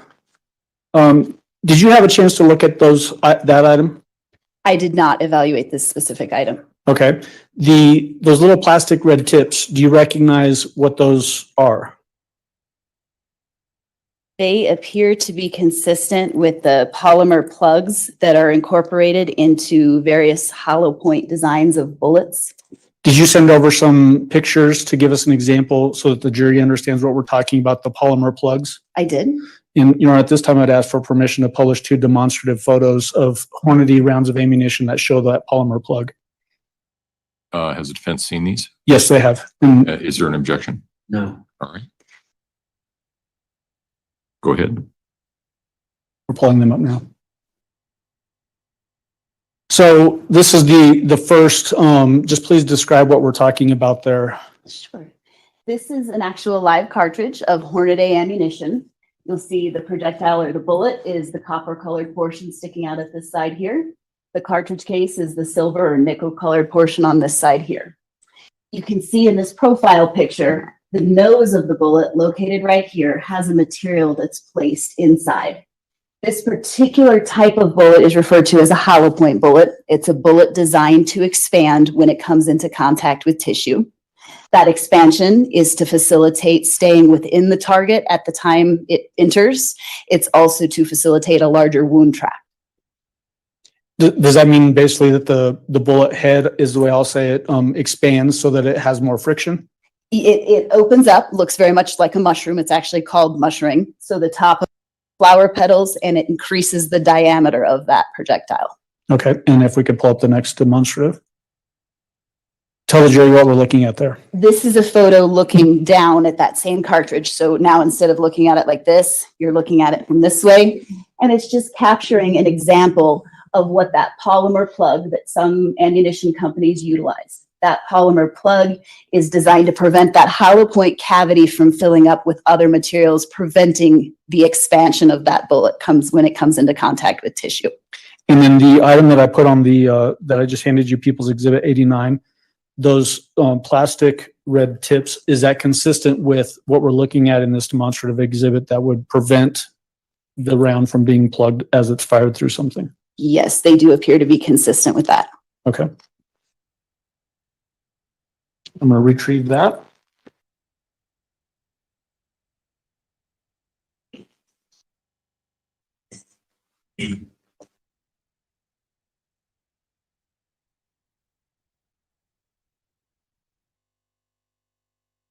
With your job as a firearms examiner, were you asked to examine some firearms in this particular case? I was.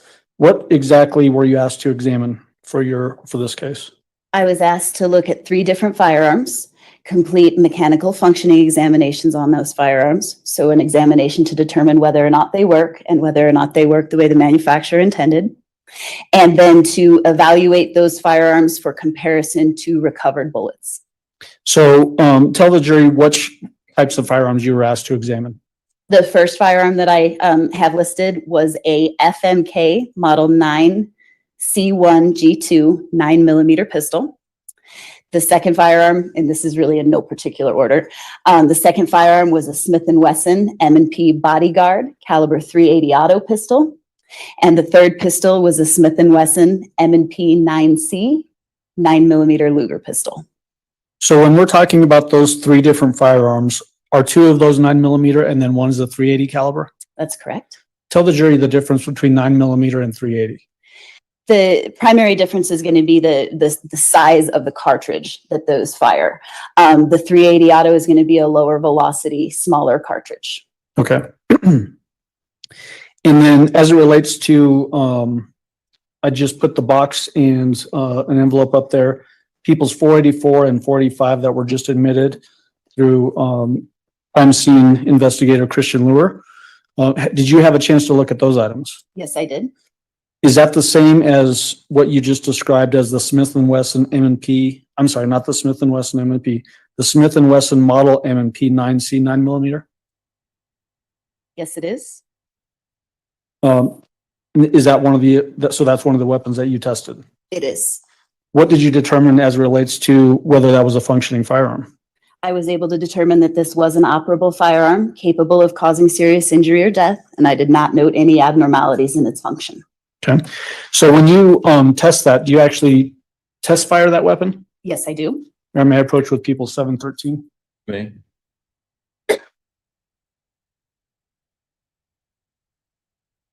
You recognize 713? Yes, I do. How do you recognize it? I recognize it from the label that I created when I created these items, as well as my dates and initials on the seal. Is it in the same or substantially the same condition today as when you packaged this up? It is. And I move for admission of People 713. Offense. Exhibit 713 will be admitted. Go ahead. So when you do a test fire, what do you do? How do you do that? To compare maybe rounds or projectiles that are found in an investigation to what you're test firing? Once I have documented all of the identifying characteristics of the firearm, like the make, the model, the serial number, and the caliber of ammunition it's designed to fire, the final step in confirming function is to load that with the appropriate caliber ammunition and actually fire it. Okay. And then once you have an expelled round from your test fires, what do you do with that expelled round? I recover those cartridge cases and the bullets. The bullets are fired into a giant steel tank full of water.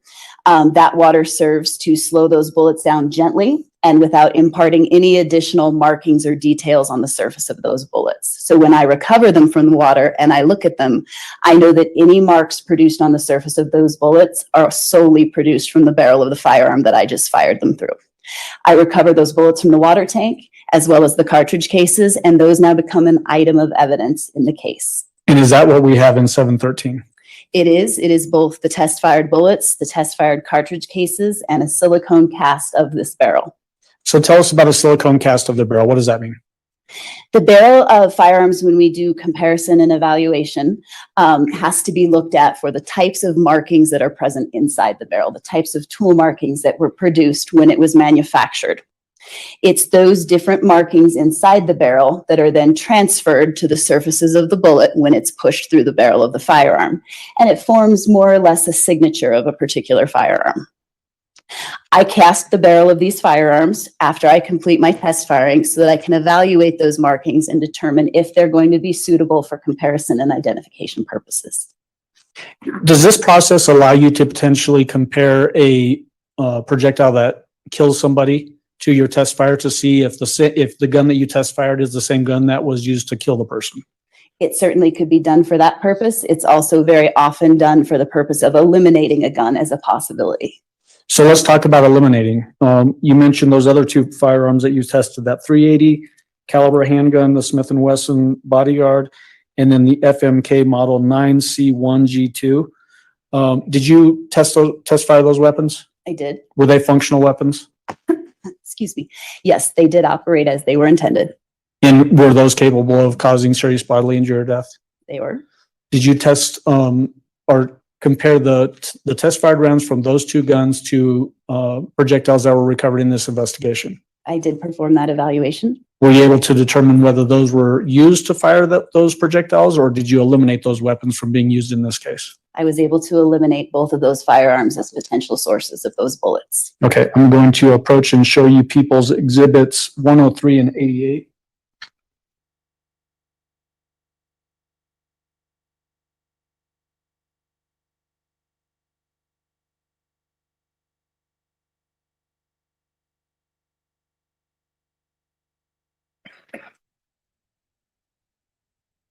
I want to start with People's number 103, which was previously admitted by crime scene technician Kelly Smith from Florida, two projectiles that were recovered from a pillow.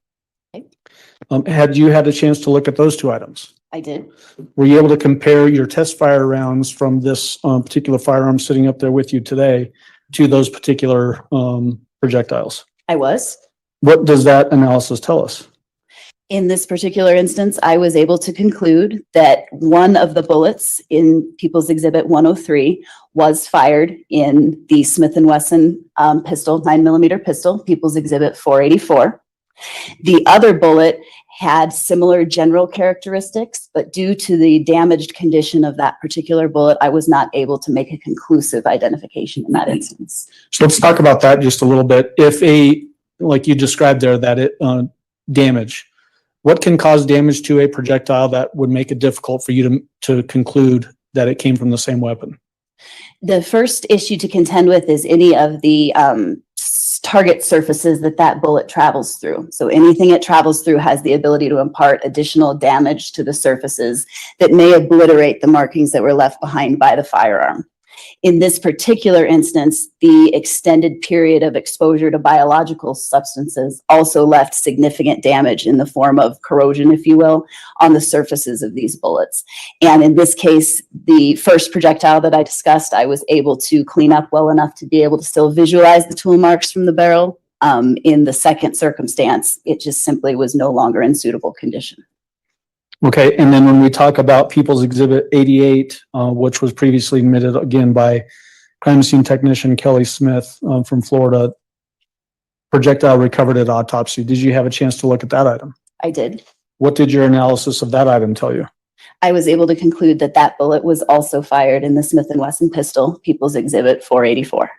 Meaning that the pistol that's in the box in front of you was fired and struck Gannon and was recovered in Gannon's autopsy.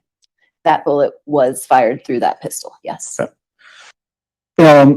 We also have some photographs.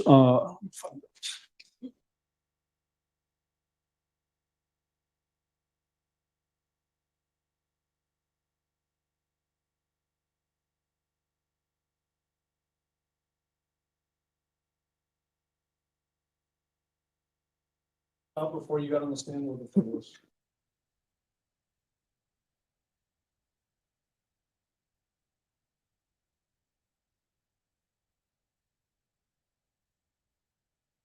I can assist you. Matt, are you looking for any of these up here?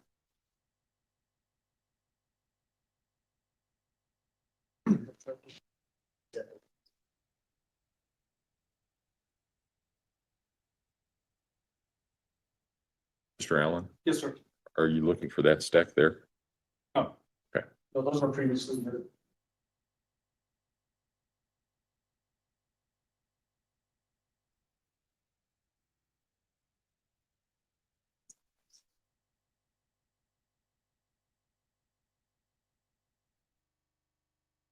All right. Approaching you with People's Exhibit 680, 681, and 682. Recognize those photos? Yes, I do. How do you recognize them? These are photographs that I took using the comparison microscope when I was making the comparisons of the evidence bullets to the test fired bullets from the Smith & Wesson pistol. Will these exhibits help explain the way that you do your examination of your test fired rounds to the known rounds or the rounds recovered in this case? They do. Are they fair and accurate representations as to what you saw when you performed your analysis? Yes, they are. I move for admission of People's Exhibit 680, 681, and 682. Mr. Cook? Exhibit 680, 81, and 82 will be admitted. Go ahead. In permission to publish? You may.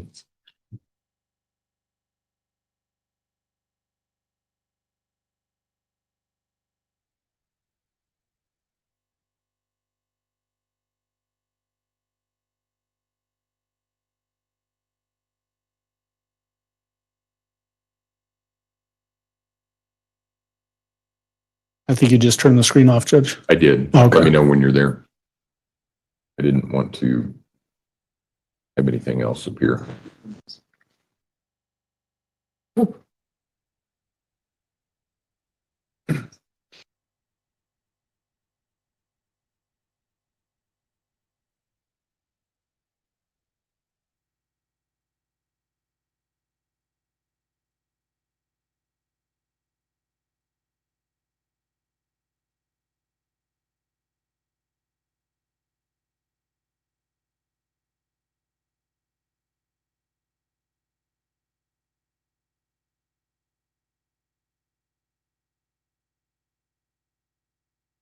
it.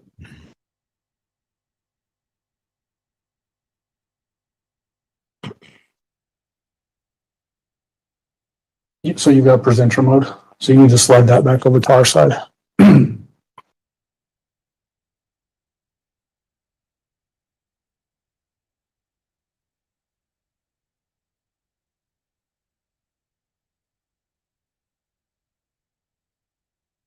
It's, yeah.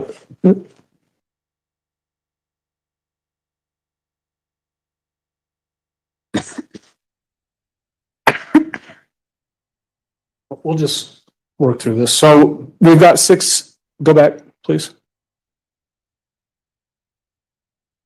There we go. So the main picture in the center of the screen, my eyes are getting bad, so I can't read the exhibit number when it's smaller like that. Does that say 680? Yes, it does. Okay, so tell the jury what we're looking at in People's Exhibit 680. So People's Exhibit 680 is a photograph of one of the bullets that I received for comparison purposes. To me, at the time, it was known as item 727. This photograph is taken using a camera that's hooked up to the comparison microscope. The comparison microscope is simply a large scope that has one set of eyepieces to look through and two stages. So when I mount items on those stages and look through the eyepieces, I can see both of those items simultaneously side by side.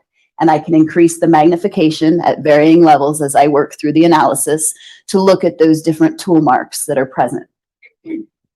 In this instance, what you're looking at here is the hollow point bullet expanded. So when we talked about the mushrooming effect, that's what you see here. This is the nose that opened up, and this is the base of the bullet here.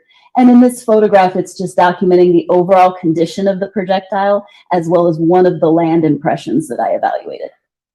What is, just so we understand it, what's that opaque blob in the front of the bullet? This material right here is just a sticky wax substance that I use to hold the bullet in place so that I can turn it and rotate it on the microscope as I work through all the different surfaces. In this particular Exhibit 680, can you point out some of the tool marks that we talked about earlier on this particular item? I can. So in this particular area right here, this thing that looks like tracks right in the center, that's what's known as a land impression.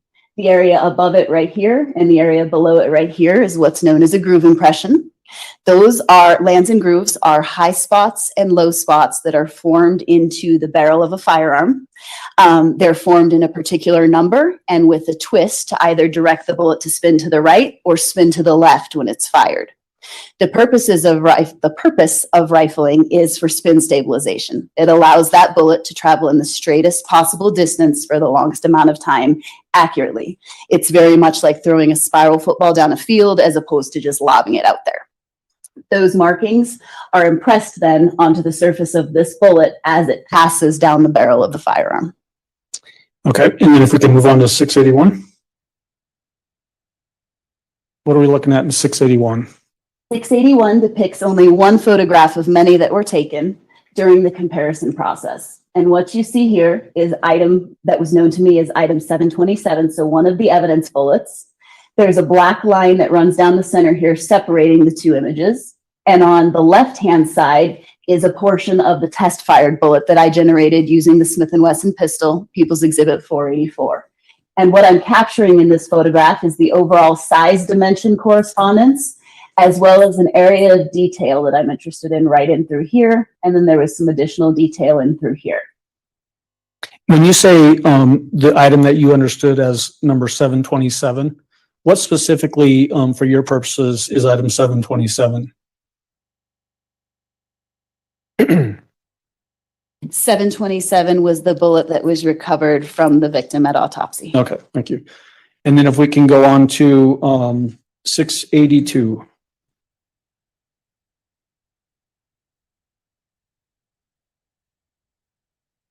Tell the jury what we're looking at in 682. People's Exhibit 682 is essentially the exact same photograph that you just saw previously. Test fire on the left, evidence bullet on the right, only now it's a much higher magnification of this area of the projectile here. And I'm looking at these lines that run through the center line and correspond to one another. As I work through my comparison, I look at all of those different surfaces of the bullet, either observing the agreement or disagreement that's present so that I can render my conclusion. Was there agreement or disagreement in these two images? In these two images, there was agreement not only here, but additional agreement that was captured up here and in other areas. As you evaluate those photographs for yourself, keep in mind that this photograph is taken of a curved surface and the camera sits right above the curved surface. So there's only a small area that's in focus when I'm completing this evaluation. So the stuff that you see that starts to phase out of focus is not necessarily in misalignment. It's simply not the area being focused on for the photograph. Again, does this photo show that the item recovered from autopsy came from this same gun? This was one of many photos taken that depict that, yes. Okay. You can go ahead and take the photos down now. What I would like to have you do at this point is, using People's Exhibit number 484, if you could just open that up and show the jury. When this particular type of firearm is fired, just explain the mechanism and what happens with a shell casing.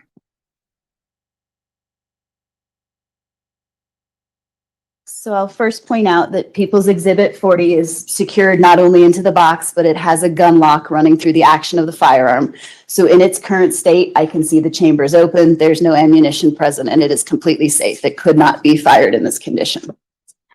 So what you're looking at is a pistol that is not fully open or closed.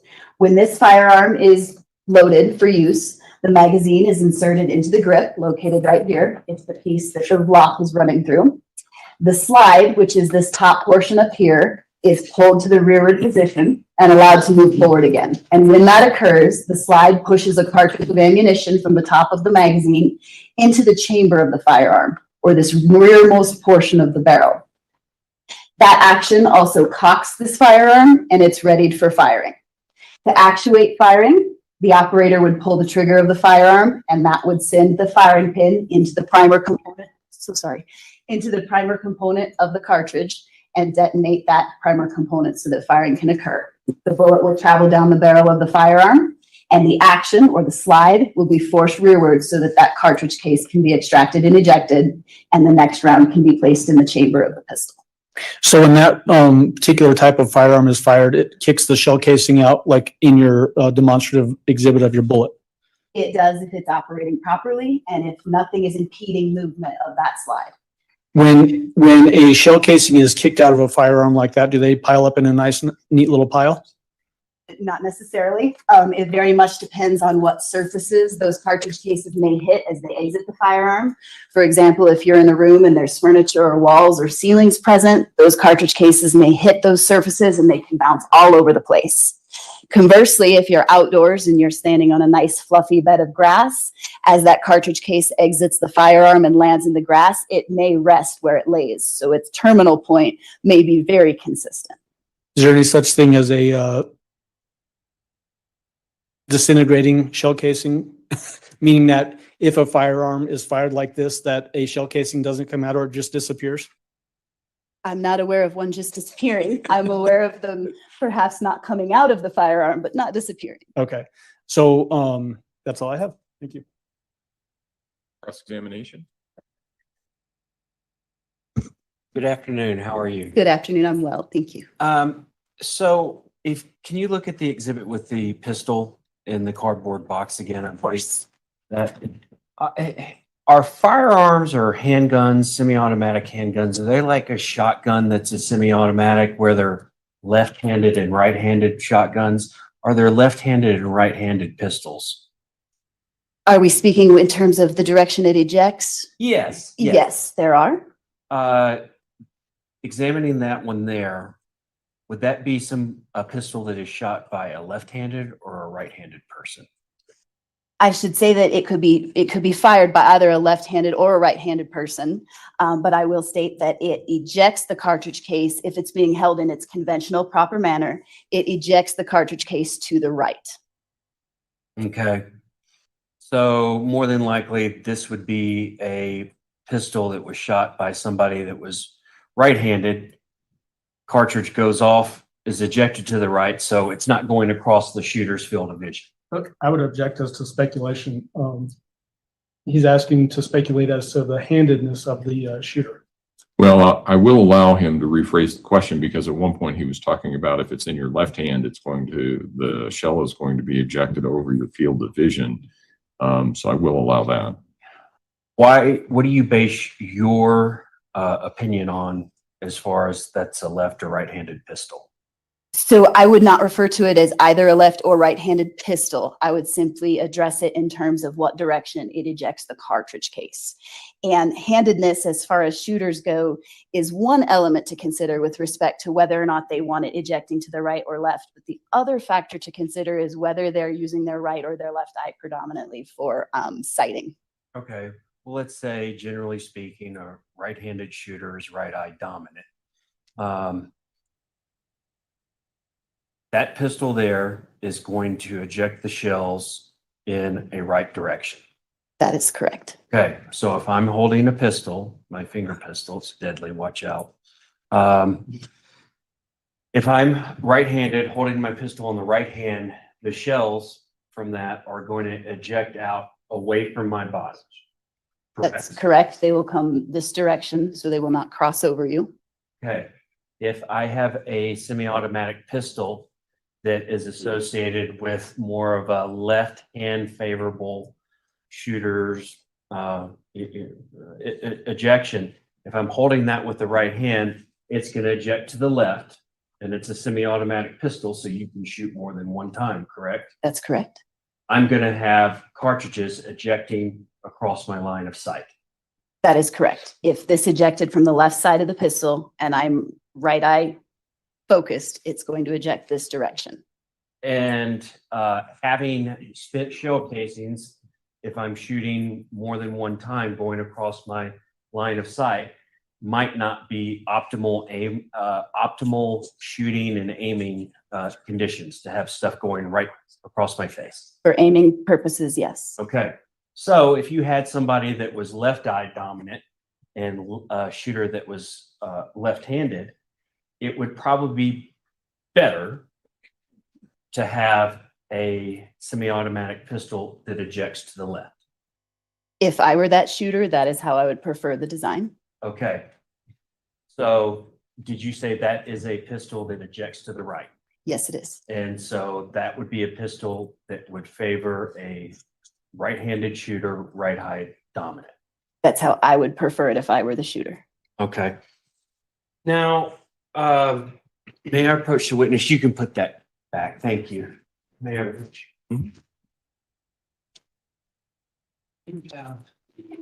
That's what it is. I'm going to show you what's been previously marked as People's Exhibit 713. So the two, if you can look at this, you have the actual bullet, the part that comes out of the shell. There's three of them there. Are those two that were recovered from the pillow and one that was your test fire, or are those all three test fires from the different pistols? These are all three test fires from the one Smith & Wesson pistol. So they're all three samples from the same pistol.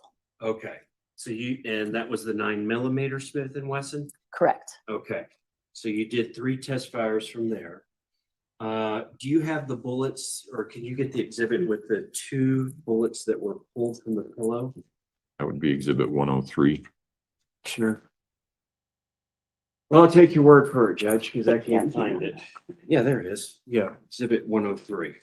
Now, where is one of the bullets in this that was pulled from a pillow? There were two bullets. Both of them. So this one here and this one here. This one here and this one here. Yes. And which one was the bullet that came from the deceased boy? That one is People's Exhibit 88. Okay. All right. And it looks like there's a lot of, it looks like there's deformation or the bullets fragmenting in all three of them, correct?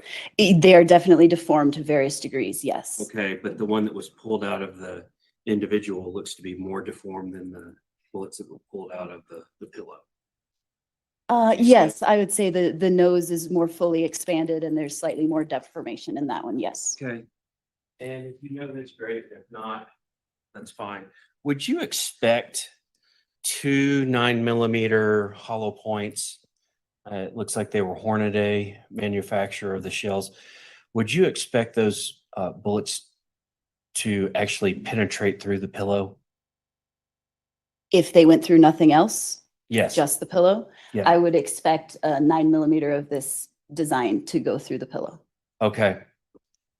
And is it your information that the two rounds that came from the pillow, it looks like in your report, it says source or it mentions pillow, Do you know if they went through anything else other than the pillow?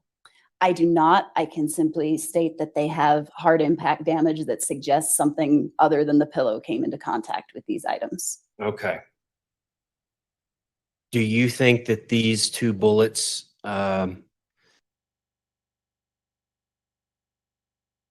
just a second here.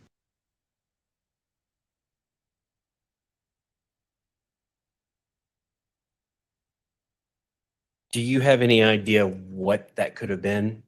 That the two bullets that were not pulled from the individual, what they could have impacted based on the history and what information you were giving for this analysis?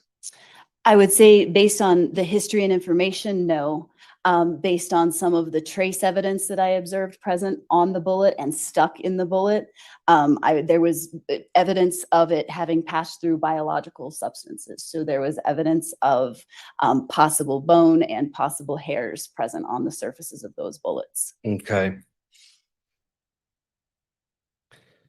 So can you tell the distance that the two bullets that were recovered from the pillow, how far away those bullets were when they were, or how far the shooter was away when those bullets were fired?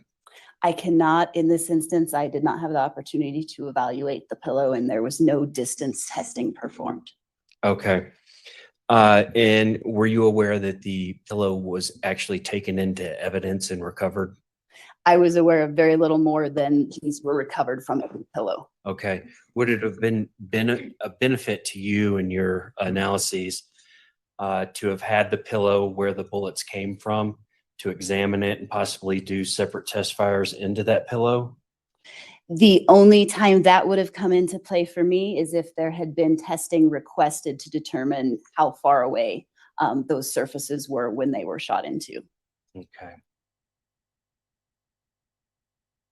Was any of this biological material from the two bullets that were recovered from the pillow, was any of this biological material tested or collected to be submitted for DNA analysis or any type of work like that?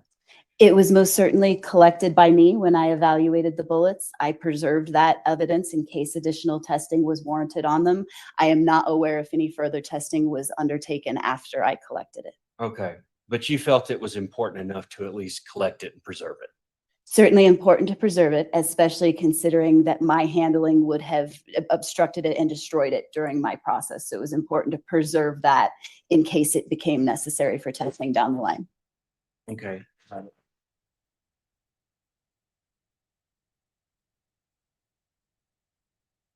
That's all I have. Thank you. Pretty direct. Thank you, Ron. Ms. Happ, when you were talking about shell casings ejecting out of the right or left, would you say that, well, you tell us, are most guns manufactured to kick to the right? The large majority are manufactured with a right-hand ejection, yes. Does it require some special hunting to find a gun that will kick off to the left? Sometimes special hunting, there are a few manufacturers, if you want your firearm in that configuration, that you might seek out specifically, or you can consider purchasing a different slide for that firearm to allow that function. In your opinion, as an expert, is it common for a weapon like this that the shell casings kick to the right can be handled equally as effectively by either a right or left-handed person? Yes, it can. Or a right eye or left eye dominant person? It can.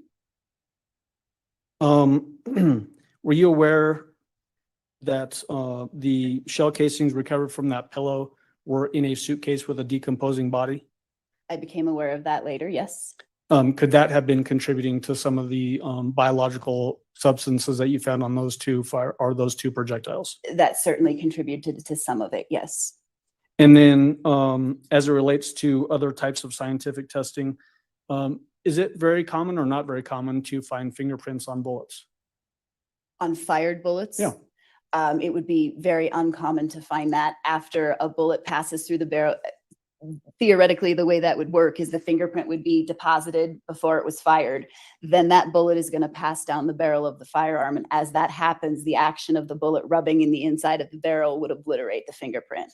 Further, if anything should sustain the firing process, as it goes into that target surface, again, that bullet will be wiped clean of whatever was present on it, fingerprint wise. What about on shell casings? On shell casings, there's a greater likelihood that fingerprints can be recovered on shell casings. One, because this casing doesn't go through anything after it's been fired. However, there are elements of contact with the cartridge case and the body of the cartridge case inside the chamber of the firearm that may obliterate that. There's also a heat buildup that occurs when firing happens that may affect the cartridge case as well. So typically when we're successful with recovering fingerprints on fired cartridge cases, it's because they've been picked up afterwards and moved. What about, can you find fingerprints on shell casings that are never found in an investigation? No, that would be a definite no. That's all I have. Thank you. Do any of the jurors have any questions for us? Pass it forward and. Okay.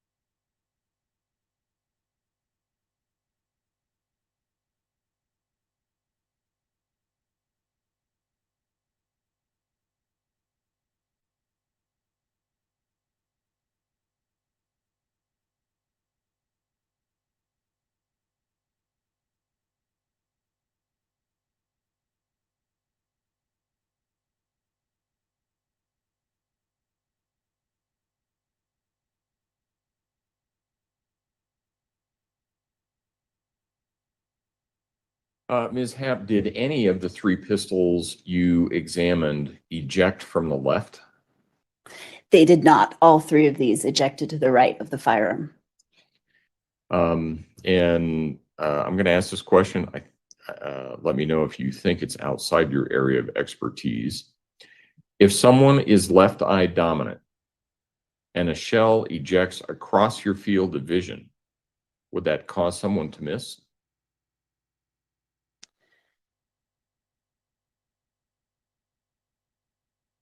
So in that regard, I would say there's a couple things to consider. The first thing is that first shot that's fired, nothing will be obstructing your vision. We would be talking about subsequent shot fired after that, and we would be talking about subsequent shots fired in rapid succession, meaning not a shot. That cartridge case ejection is quick. So the shot is fired, the cartridge case ejects and falls, often much faster than the shooter can recognize. Where that becomes a more serious consideration is firing of multiple cartridges where those shells are constantly running in front of the shooter's field of vision. I hope that covers it. I will allow reasonable follow-up as to those questions only. Prosecution?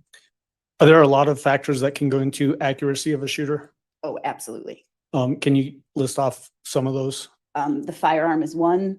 Whether or not that shooter is practiced is a primary, it's probably the biggest. Can left eye dominant shooters with a gun that kicks off to the right be very accurate in their shots? Absolutely. Thank you. Mr. Cook? Thank you. Ms. Happ, you may step down. Thank you. Thank you. I'm going to clean up the witness stand, Judge, before the next witness. All right.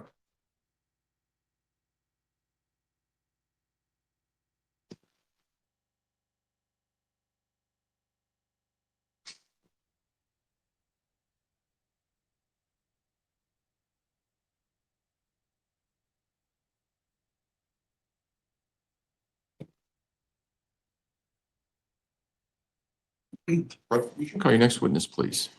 Thanks, Judge. We'd call Brooke Bell to the stand.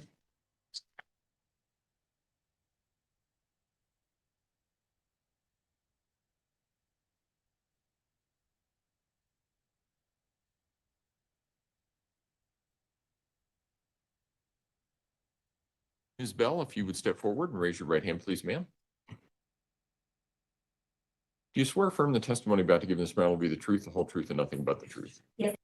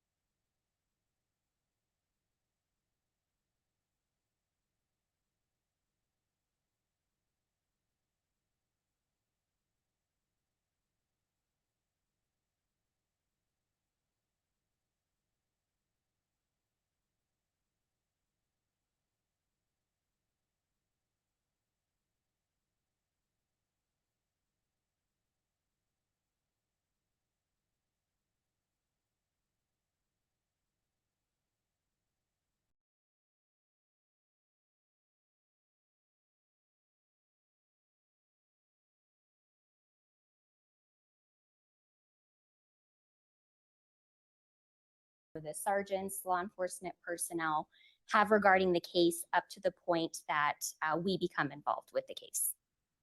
And I would imagine that it's beneficial to have some idea of what you're going to when you go to a crime scene before you start that investigation. Is that fair?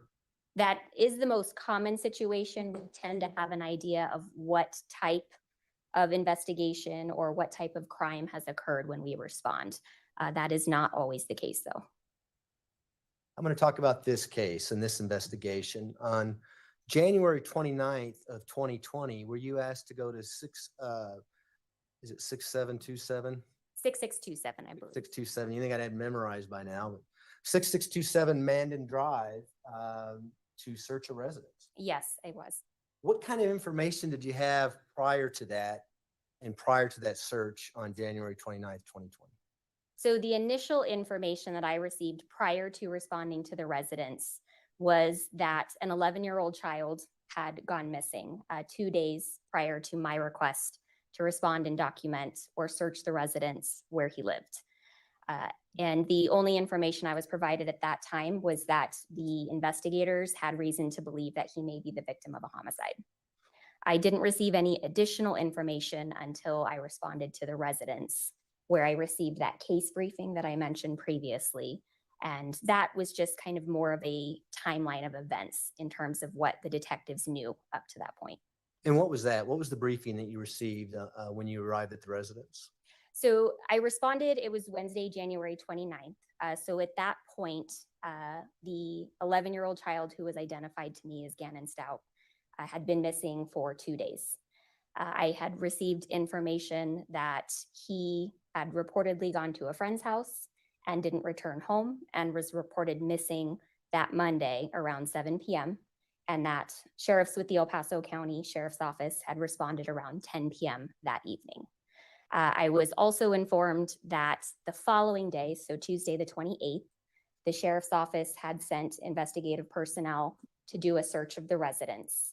Part of the information that they had and that they passed on to me was that an incident, as it was called, had occurred on the 26th in which Gannon was playing video games in the basement living room.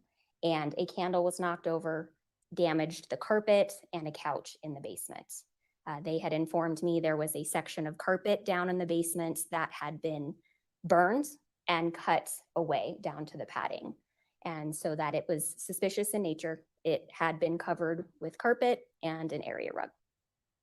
Did you receive any information about a potential sexual assault or kidnapping on the 29th of January? So I did a little bit further once I'd been on scene for a little bit longer. I believe it was possibly during our walkthrough.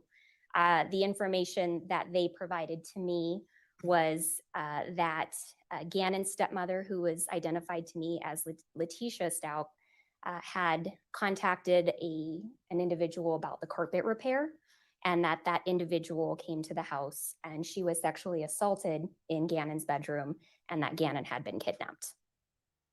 And so did that change at least your game plan on how you're going to process that crime scene based on this new information that comes in? So with the information I had on this very first response, the areas that I'm focused on is the downstairs living room, where this area of carpet has been burned down to the padding or basically down to the subfloor, which is unusual and had been cut out and removed. And then with this possible sexual assault information, so that was some new information, and having a location that told me that I was going to search for evidence that might be potentially related to that in that bedroom. And so what kind of evidence would you be looking for based on that? So when we're in the case of a sexual assault, we use what's called an alternate light source and filtered goggles. And so we actually will check the room for possible biological fluids. Certain biological fluids will fluoresce or glow under ALS. And those tend to be biological fluids such as urine, saliva, and then semen. So in the case of a sexual assault, we're using that so that we can try and identify potentially semen. Had you learned that the residents had at least initially been searched the night before on January 28th, 2020 by some El Paso County detectives? Yes, I had been informed that they had conducted a separate search prior to the involvement of the Metro Crime Lab, and that there were some evidence items collected during that search. And so were you at least the first time a CSI lab personnel entered the residence to conduct the search? Yes, so I was one of the first responding CSIs. And Your Honor, just to kind of speed things up a little bit, there's going to be no objections to the following exhibits. Okay. 373 through 441. Okay. And 711. And defense, do you agree? I do. All right, then exhibits 373 through 441 are admitted, and so is 711. Go ahead. And it's a combination of photographs, mostly photographs, but also physical exhibits, Your Honor. And we'll, Okay. as we go through the photographs, we'll get the physical exhibits. Okay. If we could start with People's Exhibit 373, please. Publishing it. Yep. And if I may approach the witness, You may. Ms. Bell, I'll give you the pictures and you can either use the pictures to look at or Thank you. the TV screens that we have. And then you got a fancy pointer up here somewhere. Is that what this is? Old school. So what do we see in People's Exhibit 373? People's Exhibit 373 is a photograph that was taken of the exterior of Mandan Street. If we're looking to the left side of the photograph, we can actually see the Metro Crime Lab van, which was parked in front of 6627. So what direction are we facing here with this photograph? We are mostly looking east, slightly southeast. And so could you use the pointer and point out 6627 Mandan? May I stand, Your Honor? You may go ahead. You can step down if you would like to. Thank you. 6627 would be this residence right here, and it had a bright yellow chair on the porch. And the first house that we see on the right photograph, is that 6643 Mandan? I wouldn't be able to tell from a photograph in terms of reading the address. Okay. If we can go to 674 now. What do we see in 674? Oh, 374. I'm all over the place. 374. So People's Exhibit 374 is a direct photograph of the front of the residence 6627. And we can see that bright yellow chair that I had previously mentioned. We go 375 now. What are we looking at in 375? People's Exhibit 375, and I don't recall just from seeing this image if this is, I believe it's from immediately inside the entry. So if we walked in the door, that it would be one of the walls on the side. Would this be the laundry room area? It's possible. I can't really tell from seeing the rest of it, but it's possible. Okay. If you look to the right-hand corner, top corner, would that be the entry to the garage? Yes, it would be. So with that being said, then this would be the entry into the house through the garage, which was first the laundry room. We can go to 376 now, please. What do we see in 376? So People's Exhibit 376 is, and I don't know if this is the washer or the dryer, but in the bottom of the photograph, we see the red. And there were a pair of tennis shoes. So they're black with white soles turned over on top. And part of my walkthrough and briefing information I had received was that when the sheriff's deputies responded on the 28th, they had observed possible stains on the bottom of these shoes and had collected swabs of those stains. And did you say that was done on the previous night, January 28th?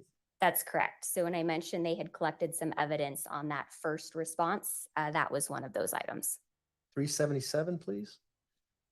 Is this a close-up of the same shoes? Yes, it is. And then, Your Honor, 378 are the actual shoes. And just for the jury's benefit, we're going to be opening those with another witness. Okay. So we're not going to be opening those at this time. All right.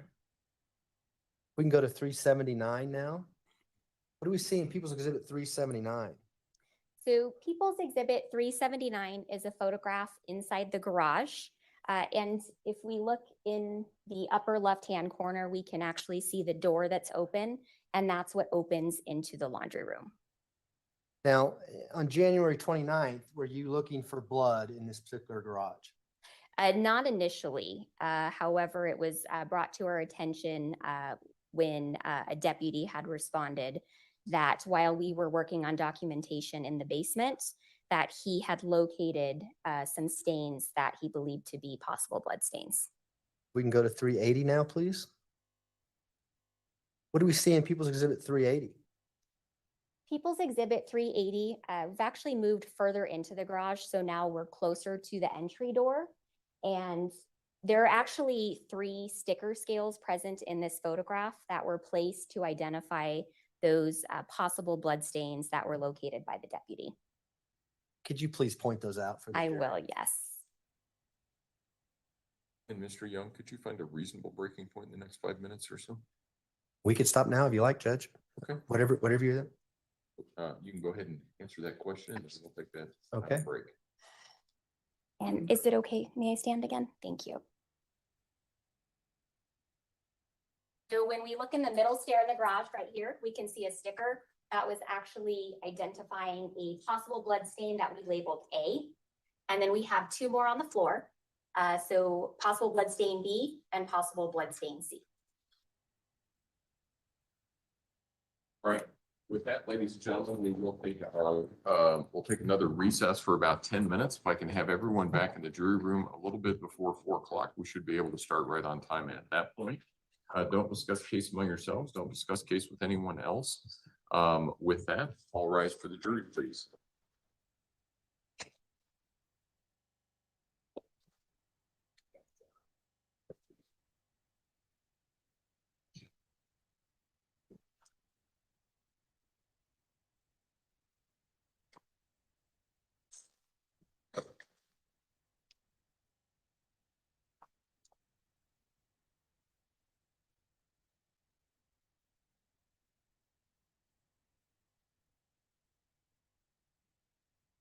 Thank you. You may all be seated. Record should reflect the jury has left the courtroom. Court will be in recess until 4 o'clock.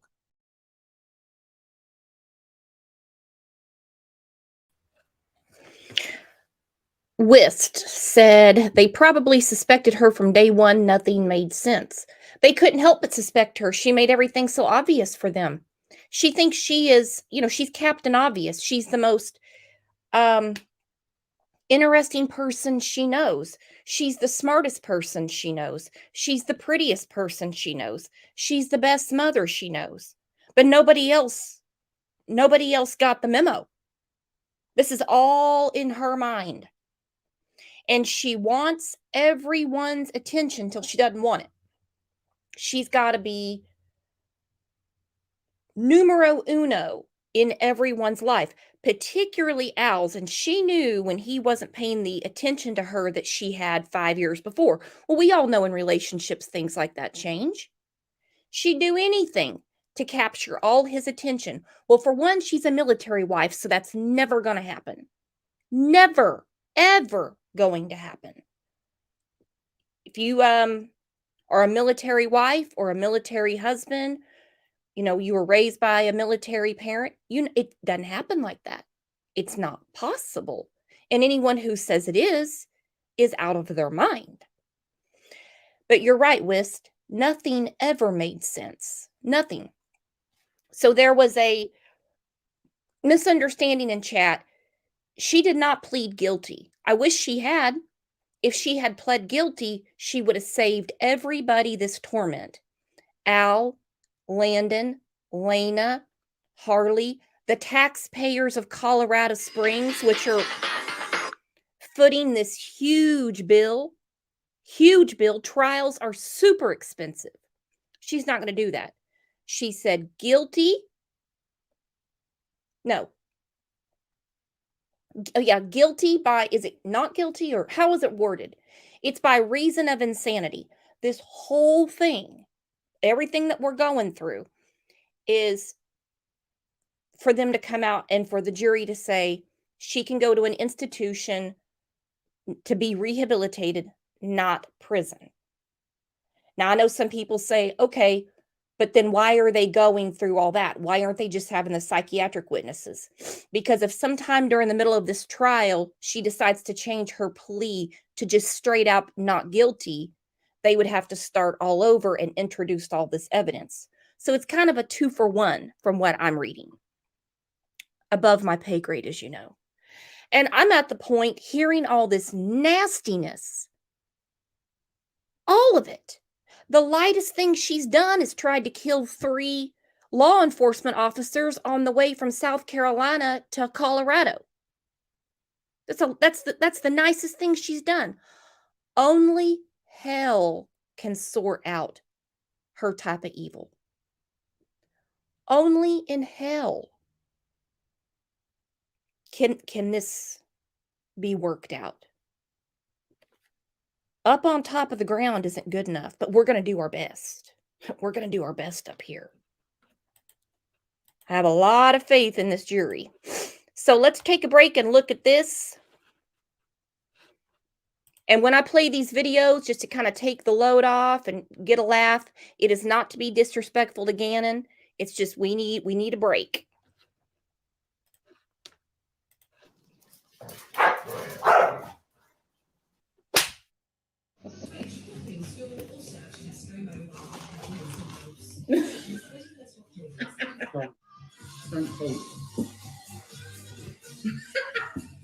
Knowledge how you feel different. And remember, like learning anything, the more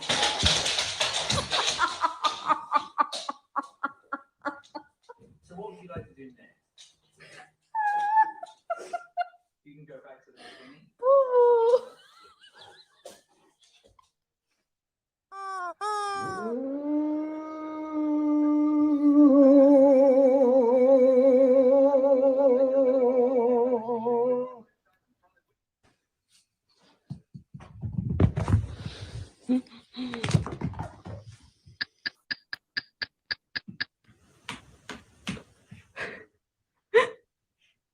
Do you think you're in the mood for a walk? Are you in mood for a walkie? Okay.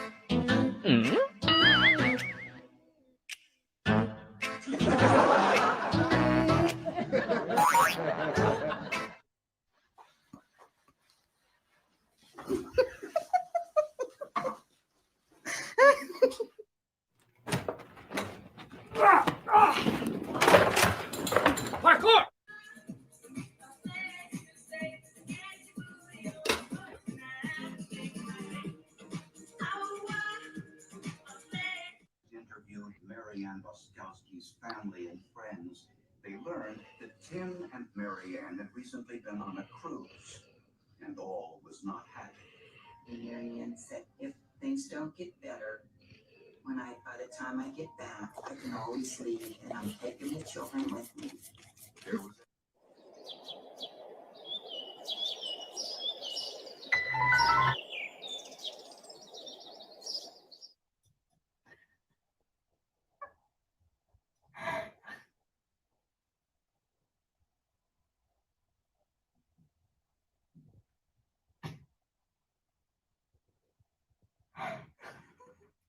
You're stuck.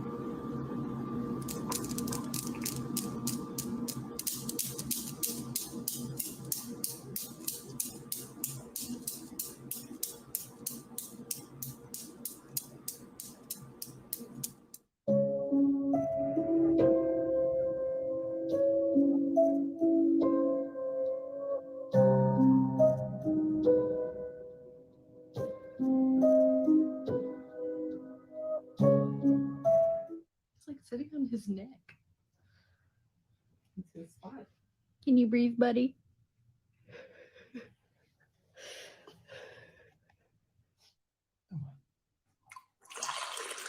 Спасибо, моя кися. Спасибо, моя кися. Тыр-тыр-тыр. Молодец. Тыр-тыр-тыр. Молодец.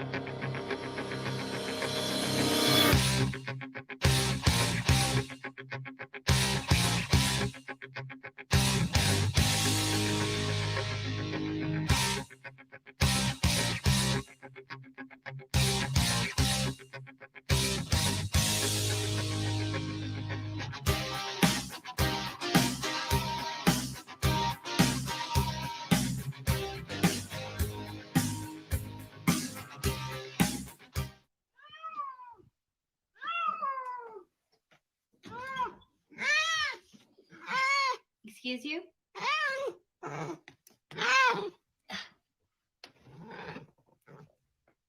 Ready? Go.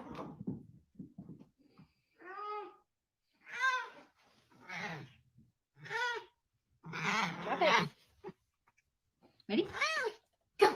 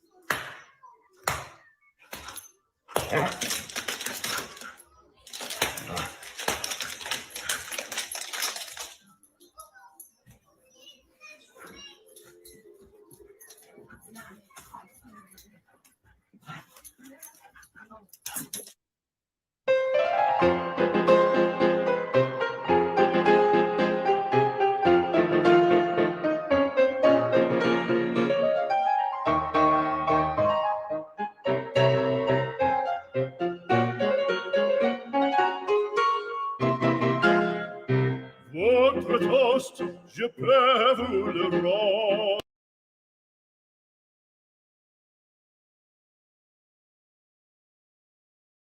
issue. And we can either discuss it now, we can discuss it at the end of the day. I don't know what you want to do. All I know is that a juror has alerted me that it wasn't until Ms. Happ was on the stand that she realized she knew her. She did not recognize the name as she was looking through the witness list. So I don't know anything about how she knows her or anything like that. My thought was I would bring her in, ask her a couple of questions, and then send her back, and you can make a decision as to whether or not want to make a challenge, or we go from there. We could either do that before this witness continues her testimony. We can wait until we get closer to the end of the day. What do you want to do? I think it'd be good to do that towards the end of the day, Judge. Okay. Maybe save a little bit of time at the end of the day to handle. That's that. fine. All right. So let's stop at like 10 till, stop your questioning there, and then we will bring that juror in and we'll go from there. Does that work for juror 12, third one over in the front? Yeah, well, she's in seat 13, but she's juror 12 because we only have 9 in the back. So, okay. Okay, in light of that, let's bring the jurors in then.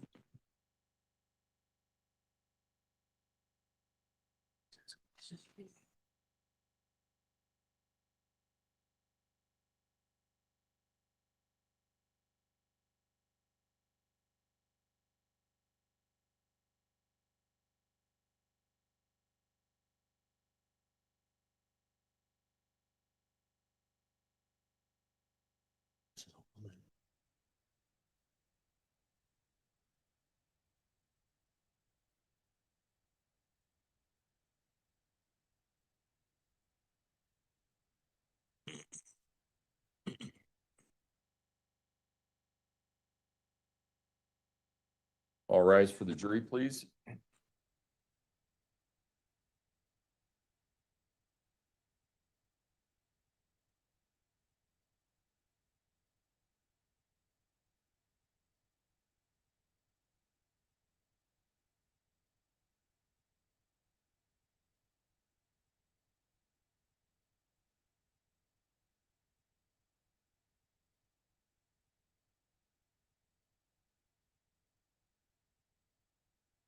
Thank you. You may all be seated. Court will recall 20 CR 1358, People versus Letecia Stauch. Record should reflect the jury has returned to the courtroom. When we took our break, we were in the midst of the direct examination of Ms. Bell. That's where we will resume. So, Ms. Bell, we still have People's Exhibit 380 up on the TV screen. With regards to these placards, A, B, and C that you just pointed out prior to the break, are they in direction from the door to where there are some, looks like some 2x4s on the ground there? So if you're referring to the lower left corner of the photograph, yes, there are some long 2x4s in that area of the garage. And when we looked at the picture of the entire garage, is that a space where a vehicle may be parked? Typically, it appeared to be where you'd pull a vehicle in, yes. Now, also on People's Exhibit 380, do you see any softball equipment in there or items related to softball? If we look to where the stairs are, there's a blue bucket over on the right hand side of that photograph. There appears to be yellow softballs inside that blue bucket. And on the left side of the photograph, there appears to be some kind of bag that says Easton or, right? Yes, on the left side of the photograph on top of the green box. We go now to 381, please. What do we see in 381? People's Exhibit 381 is actually a photograph taken standing inside the laundry room, so we can see the tile floor, looking down at the stairs. And in the center of the photograph, we can see that sticker scale that I mentioned previously, and that was the placard A, so the possible blood stains that were observed there. And just so Christian Luer just testified, he processed this garage on February 3rd. Obviously, you did this on January 29th. You do the blue star in the garage at that time, or did you note this blood just from your naked eye? So this was visible blood, so it was documented because we could see it without any type of chemical processing. And when I responded, I did not do or use Blue Star in the garage. And so we can go to 382 now. What do we see in People's Exhibit 382? People's Exhibit 382 is a close-up photograph of the possible blood stains identified using placard A. Ready to do some more exercise? If you can get out and just show the jury exactly where the blood's located in this particular photograph. So we can see some dark staining throughout the center area of this photograph. Here, we can also see some slight discoloration over the left side of it. I know we're going to talk about how you swab these, but why don't we do it with placard A so you can kind of just show the jury what you did to collect this blood so that it could be tested. So, At a later time. so to collect a sample of any biological fluid, we have a package that is sealed of 2 sterile cotton tip swabs. So that's opened at the time that we're ready to collect the sample. We open a new package of distilled water and then just dampen the 2 cotton tip swabs. And then those are both rubbed at the same time over the stains and then placed back into that packaging and sealed into something we call a coin envelope. So it's a smaller envelope. And did you use 3 separate swabs for both A, B, and C placards? Yes, I did. And they're separated when you package them? Correct. So when we place them in those individual coin envelopes, those are sealed separately from each other. And then the big envelope is sealed, and then whoever gets into that envelope would have to sign something to know that someone's been in there. Is that how it works? Correct. So when we create an evidence barcode label, and I believe in this case, all 3 of those swabs were placed in a larger envelope under the same evidence barcode and sealed by the crime scene investigator. And then any subsequent testing that occurs on evidence within that package, the evidence item or the packaging is noted, and then additional tape seals are added and signed by that analyst when the analysis is completed. And Your Honor, for the record, the swabs from placards A, B, and C is People's Exhibit 386. All right. We can go down to 383, please. What do we see in People's Exhibit 383? People's Exhibit 383, is a little bit of a different perspective, a little closer, where we can see, again, the 2 sticker scales that were on the garage floor, were close to those 2x4s that were previously mentioned. 384?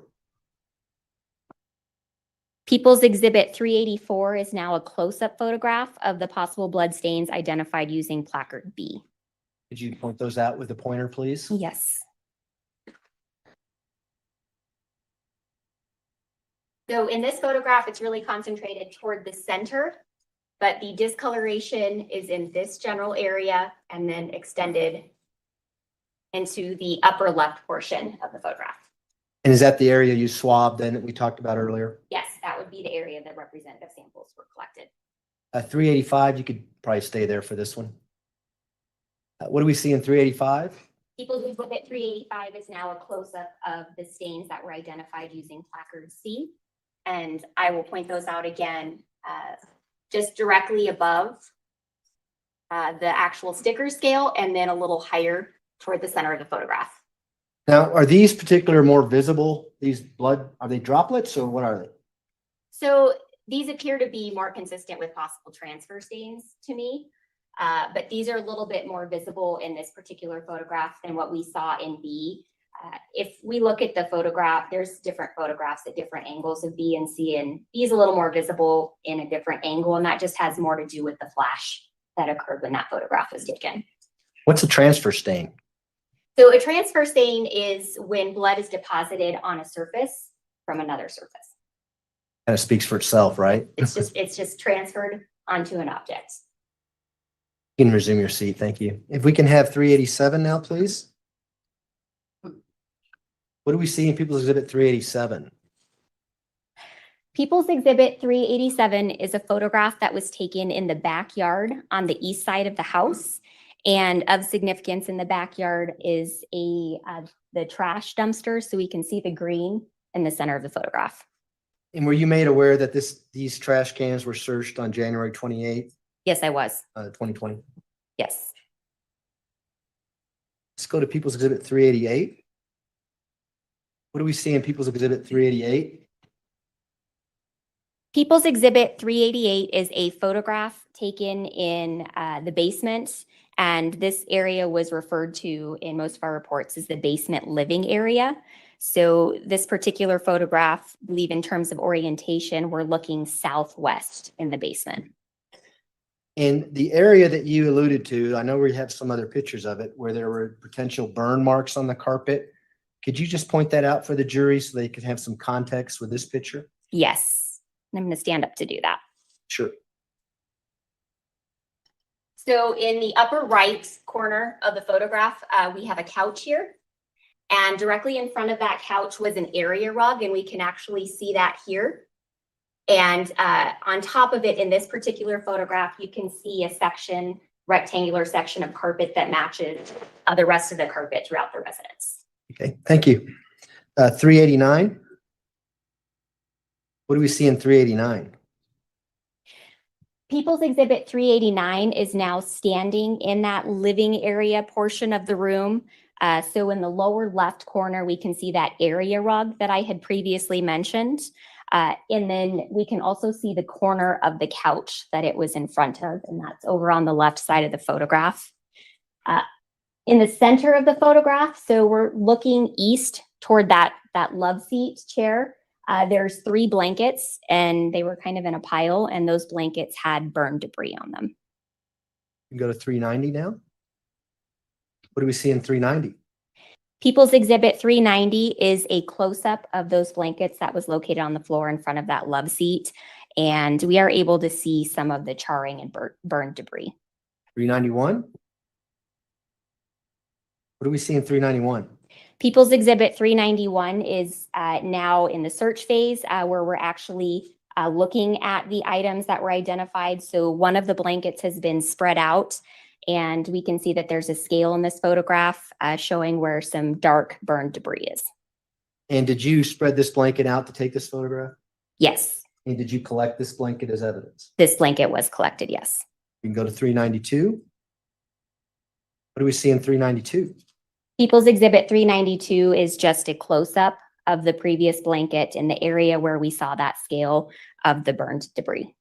And did you have any information as to whether or not these blankets were used to put the fire out or help put the fire out? I don't know necessarily that I had specific information how these were related. 393. What do we see in 393? People's Exhibit 393 is another one of the blankets that was in that pile. And on the left side of the photograph, we can see where it's bunched together and the discoloration. So where there was some black char marks. We can go to 394. People's Exhibit 394 is a photograph of the third blanket. We can see that there's a scale, and that was also very bunched around some burned debris. And did you collect all these blankets, all 3? All 3 of them were collected, yes. We can go to 395 now, please. What do we see in 395? People's Exhibit 395 is the couch that is located that I had pointed out in the first photograph when we were talking about the living room. So for context, that area where the removed carpet is directly in front of this couch. And on this couch are 3 teal pillows. Can you also see some what appears to be damage from hot wax, that kind of thing on this couch? Yes, so over in the left side of the photograph, which would have been the west portion of the couch, there was some damage consistent with what appeared to be wax on the couch, as well as some charring or scorch marks. And so for the record, we see a remote control there. Is it just next to that remote control in front of it? It would be in front of and then to the left of that black remote control. We can go to 396, please. What do we see in 396? People's Exhibit 396 is looking toward the southwest corner of the living room. So just for context, we can see the TV in the upper left, and the couch, for reference, would be over on the right side of the photograph. And there's an additional teal pillow in that corner on the floor. 397? What do we see in 397? People's Exhibit 397 is more of a mid-range photograph, but we've actually turned that pillow over.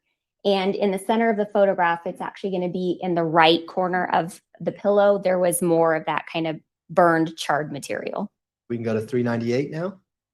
Is that what you're talking about as we see in 398? So 398 is a close-up with a scale. And yes, you can better see some of that burned material. And did you collect this item as evidence? This pillow? Yes, this pillow was collected. And for the record, Your Honor, that's 399, People's Exhibit 399. We can go to 400 now. What do we see in People's Exhibit 400? People's Exhibit 400 is actually being positioned against the west wall in the living room. So the couch, for reference, is what's on the left, and that love seat is over on the right. In the lower right-hand corner, we can see some of those blankets we talked about previously. But in the back center of this photograph, we can see an open door where we see boxes and bins, and that was a basement storage unit. And can we see the staircase there to the left of that or in the center of the picture, but it would go off to the left to go upstairs? Yes, you can slightly see the banister, the hand railing, and that would be the staircase that leads to the upper level. And so as you look at that storage room, if you go to the right, would that be where Gannon's room was? Yes, so there is a hallway behind that wall, and his door was over to the right and actually shared a wall with the storage room. We can go to People's Exhibit 401. What do we see in People's Exhibit 401? People's Exhibit 401, we've now moved close to the entry to the storage room. So again, we can see the boxes and bins and then the concrete floor. And then as mentioned previously, there's a short hallway on the right side. So the door to Gannon's bedroom would be over on the right. People's Exhibit 402. What do we see 402? People's Exhibit 402 is a photograph that's taken standing in the entry to the basement storage room, so the bins and boxes previously mentioned. In this photograph, we're actually looking toward the southeast corner, and an item of interest that was observed in the southeast corner, which we can see in the center of the photograph, is a small section of carpet. With regards to the boxes that we see in People's Exhibit 402, is that what it looked like on January 29th, 2020? These appear to be the original overall photographs. So that's the series of photographs that we take prior to doing anything on scene. So this would be the condition of the storage room when we arrived. We can go to People's Exhibit 403. What do we see in People's Exhibit 403? People's Exhibit 403 is now standing inside that storage room. And on the left side, we can see the furnace, and toward the center, we can see the water heater. Those were actually positioned on the same wall, which would be the west wall, as the entry into the storage room.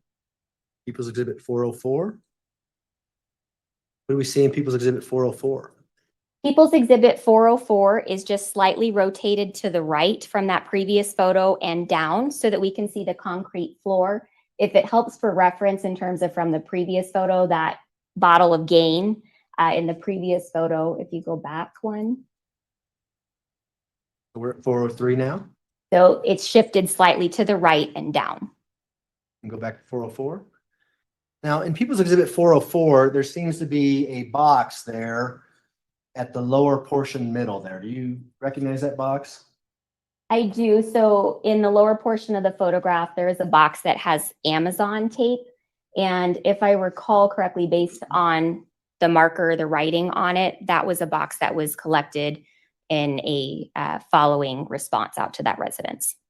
Did you go back to the residence on February 21st, 2020? I did, yes. And did you go back and completely clean out this entire storage room, look at every item that's in there, look at all the floor for blood? Yes, so that was the purpose of that following response, was to remove every item from the storage room and inspect it for possible blood stains. And this is where the box was, at least on January 29th, 2020, when you initially searched that storage room. Yes, based on the overall photographs, it is.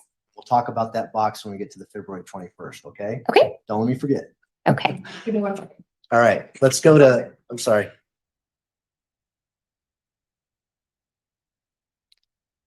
Ready? Okay, if we can go to 405 now, please. What do we see in People's Exhibit 405? People's Exhibit 405, we're actually looking at the north wall of the storage room. So for orientation, based on where I'm standing, the entry would actually be back and to my right. And of interest in this particular photograph on the left side is a gun box, the M&P Bodyguard. And then also of interest in this photograph, kind of toward the northeast corner, we can see the corner of a red suitcase underneath a box. And then just to the right of that, we can see a small section of carpet again. Did you do the best you could to take pictures of all the suitcases in the storage room? So in this series of overall photographs, these are the photographs of all of the items in their position when we arrived. So nothing was moved in order to be able to take better photographs of them at this point. You may not, I don't know if you recall this or not, but the pink suitcase that we see in the center of the photograph, was that suitcase there on February 21st, 2020, when you went back and searched the entire storage room? I don't recall offhand without going through those photos and looking closer. Don't let me forget about that one either. Okay. There's another item. I want to refer to a tub there that appears to have tables in it that's on the right-hand side of the photograph in the center there. Do you see that? I do. So all the way along the right edge, we can see a clear tub that has a purple handle. You can see just the edge of it. So that was another item of interest that was located and collected on a following response on the 21st. And at least on January 29th, 2020, that's where that tub is when you're out there processing the storage room. That's correct. And did that tub later have blood on it? It had what appeared to be possible blood stains on it when I observed it. You don't like it when I say blood, right? Unfortunately, we're not allowed to say that because we can't confirm it. But based on our training and experience, that was the reason it was collected. It appeared consistent with blood stains. And is that why we talked about that Amazon box earlier as well? Correct. So there were possible blood stains observed on that box. Okay. We can now go to People's Exhibit. What are we at? 406, please. What do we see in People's Exhibit 406? So People's Exhibit 406, we've rotated slightly to the right from the previous photograph. So we're now looking at the southeast corner of the storage room. For reference again, in the lower left-hand corner, we see that red suitcase that I mentioned previously. It's very difficult to see, but just a tiny piece of the carpet in the lower left corner. And the previously mentioned clear tub with the purple handle. And if it helps again with reference, the wall over on the right side is actually the wall that would be shared with Gannon's bedroom. We can go to 407 now. What do we see in People's Exhibit 407? So People's Exhibit 407 is at the point where we've started removing some objects from the basement storage room. So we can now see that red suitcase a little bit more clearly. And there are some carpet fibers sitting on top. And then directly behind it, slightly to the right, we can see a larger section of carpet that I had mentioned that was mostly covered in some of those previous overall photographs. And as you're searching the storage room on January 29th, 2020, as well as February 21st, 2020, did you ever see a large olive green suitcase in the storage room? I don't recall seeing one. Did you ever see the suitcase that Gannon's body was recovered in? No, I did not. Have you ever seen it under the bridge or at any time? I've not seen it at all. If you would have saw that in that time, would you have photographed it as you photographed these suitcases here? Well, everything was photographed as I observed it during that time. And obviously the suitcase was found sometime later, but I was never shown what that suitcase looked like. And do we also see the tub that you said had presumptive blood on it in this photograph? So that clear tub with the purple handles, yes, is over on the right side of the photograph. We can go to 408 now, please. What do we see in People's Exhibit 408? People's Exhibit 408 is now a closer photograph of the top of that red suitcase. And toward the back area is actually where we can see some of the carpet fibers and carpet debris. I'm going to jump ahead a little bit, but did you later find some carpet that had been cut to kind of cover that area where the burnt carpet was? Yes. Yes, they did. Did you eventually collect the carpet that we see in People's Exhibit 408? Yes. So during the search portion of this storage room, that section of carpet was actually pulled out of that room and opened. And just point for the jury where the carpet is in this photograph, just so we all know where it's at. So your red suitcase and then kind of the carpet fibers and debris toward the back. And then the large folded section of carpet is directly behind it in the center of the photograph up top. Great, thank you. We can go to 409 now, please. What do we see in 409? People's Exhibit 409 is a close-up so that you can better see some of the carpet debris and carpet fibers on top of that suitcase. And then to the right side, we can see a part of that carpet. 410? What do we see in People's Exhibit 410?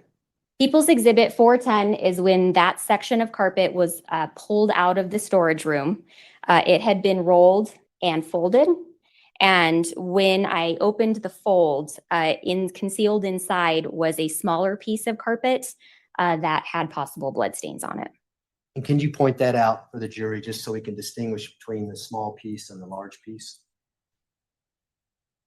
So the large portion of the carpet was this entire section. And then the small section concealed inside, right in the center, where we can see some very visible staining. Can we go to 412 now, please? What do we see in 412? People's Exhibit 412 is a close-up photograph of the possible bloodstains observed on that smaller piece of carpet. And then we do have a scale in the photograph. And you collected the smaller piece of carpet, I take it? Both sections of carpet were collected, yes. And the small piece of carpet, Your Honor, would be People's Exhibit 413. The large piece is People's Exhibit 711. All right. You can go to 414 now. What do we see in 414? People's Exhibit 412. 412, right. It's helpful to have these photos up here. People's Exhibit 412 is that smaller section of carpet that we just saw the photographs of with the visible stains. It's now been turned over.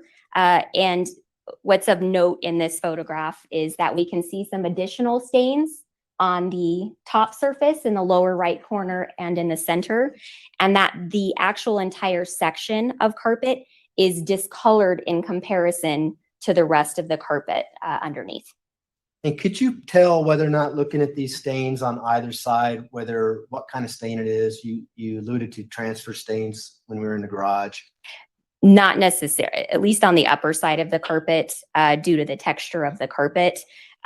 Looking on the other side, the fact that it's gone through, typically we might call something like that a saturation stain, where it is actually gone through the carpet.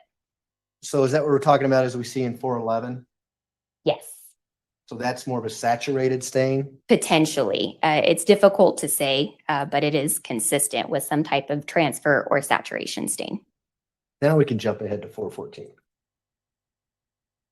What do we see in 414? People's Exhibit 414. So this large section of carpet that I removed that had the smaller one with the visible stains. When I opened that entire section of carpet, there were two corners that had been cut off and were missing. This People's Exhibit 414 shows a section of carpet. So when we go back into the living room, and I had mentioned that there was a section of carpet placed over the area that had been cut out. This is showing that section of carpet that had been in the living room and showing the visible seams appearing to match as if that section of carpet had been cut off this larger one. Going back to the red suitcase with carpet fibers on it, the carpet's found right next to that? Yes, so that's that very big folded one. That's that piece of carpet. Would it be consistent with someone cutting the carpet over the suitcase in the storage room? I don't know where it would have been cut, but having the carpet fibers on top of the suitcase just indicates to me that that carpet had been moved or manipulated. Okay. We can go to 415 now. What do we see in People's Exhibit 415?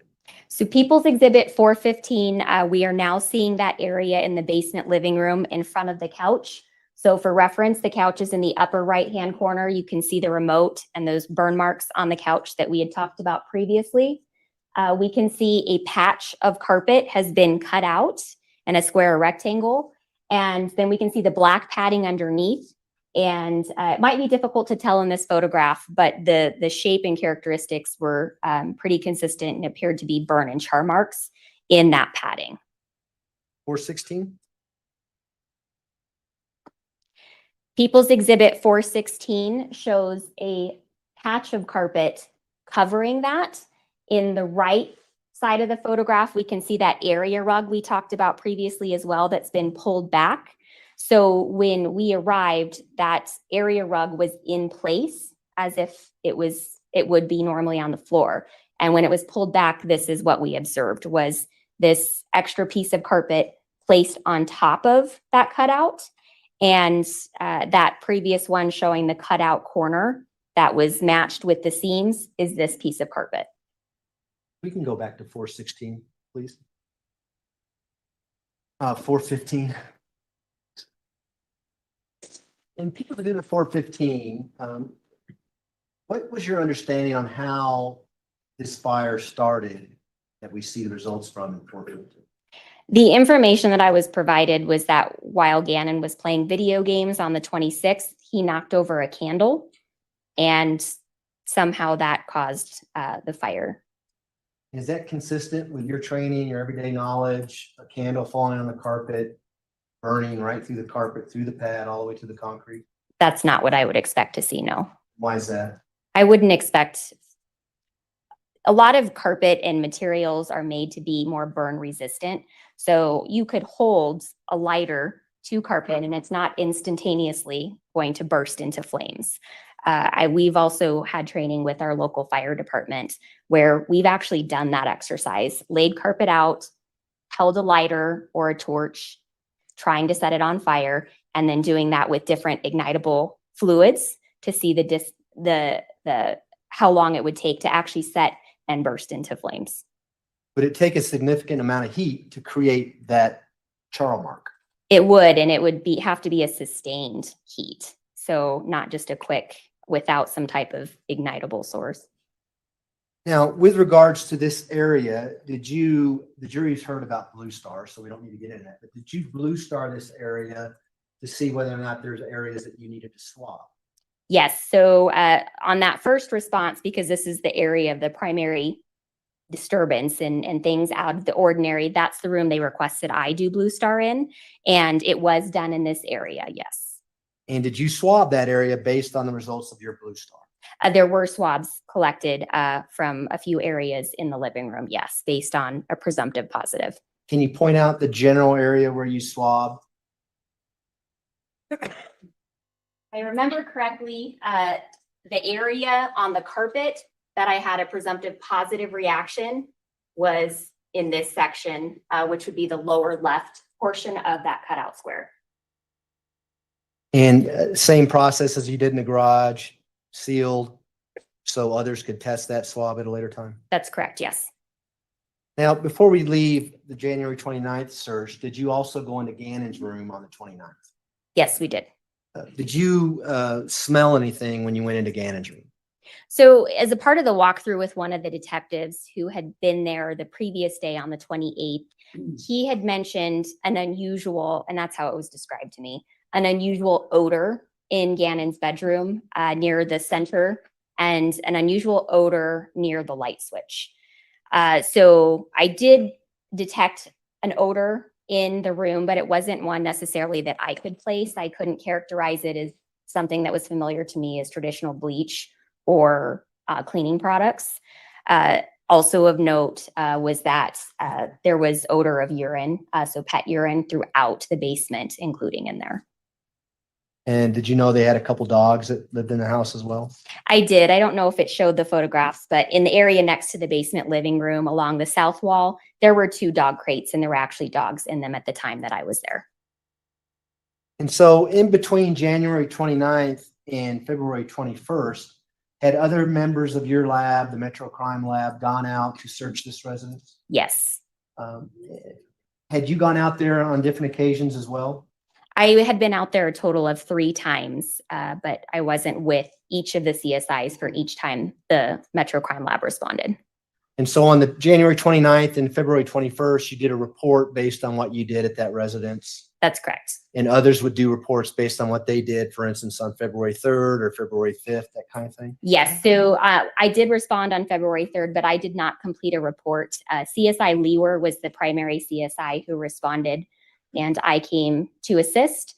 And based on items that were located during that search, we also called an additional CSI Alyssa Beresford, to come out and assist with some documentation. So I assisted both of them, but since I didn't do anything independently of them, I didn't complete a report for that response. So let's now talk about the 21st, February. What new information did you get with regards to why you needed to go back and search the residence again? basic information that I was provided was from Sergeant Hubble with the El Paso County Sheriff's Office that he wanted to remove and search all of the objects in the basement storage room for possible bloodstains. And I don't know the specifics to why, but I know that a meeting had occurred prior to my going out that day between the Sheriff's Office and the FBI, and there was some interest in some saws in the garage. Had there been a board found that may have had some blood on it out in the Palmer Lake area? Yes, so right before responding, I had also been informed that a particle board had been recovered near Larkspur off Highway 105, I believe it was, and that there were possible blood stains on it. And I was shown a photograph of what was recovered by one of our DNA analysts, and we observed that a corner or a small section of that particle board was missing. And so they also asked that we search the garage to see if that possible corner was in there. And did you find a possible corner for that particular board? No, we did not. And before we move on, Your Honor, 417 is the swabs that were taken from the basement carpet that CSI Brooke testified to earlier. So we can now go to 418. Now we're on February 21st, 2020. What do you see in People's Exhibit 418? So People's Exhibit 418 is a similar photograph to one we've seen before, just at a later date of the entry to the basement storage room. And we can see it looks significantly different. It's more organized. I can see more of the floor in this photograph. So someone went through and stacked all the boxes neatly, it looks like, and there were items moved around differently than what they looked like on January 29th. It certainly appears far more organized than when I saw it the first time, yes. We can go to 419 now. What do we see in 419? People's Exhibit 419 is an additional photograph inside that basement storage room. We can see again part of the floor and see that the boxes are a little more organized. And we see a tub there that appears to have cables in it on the top left corner of that photograph. That's correct. So that is that tub we've discussed previously, the clear one with the purple handles on top. 420. What do we see in People's Exhibit 420?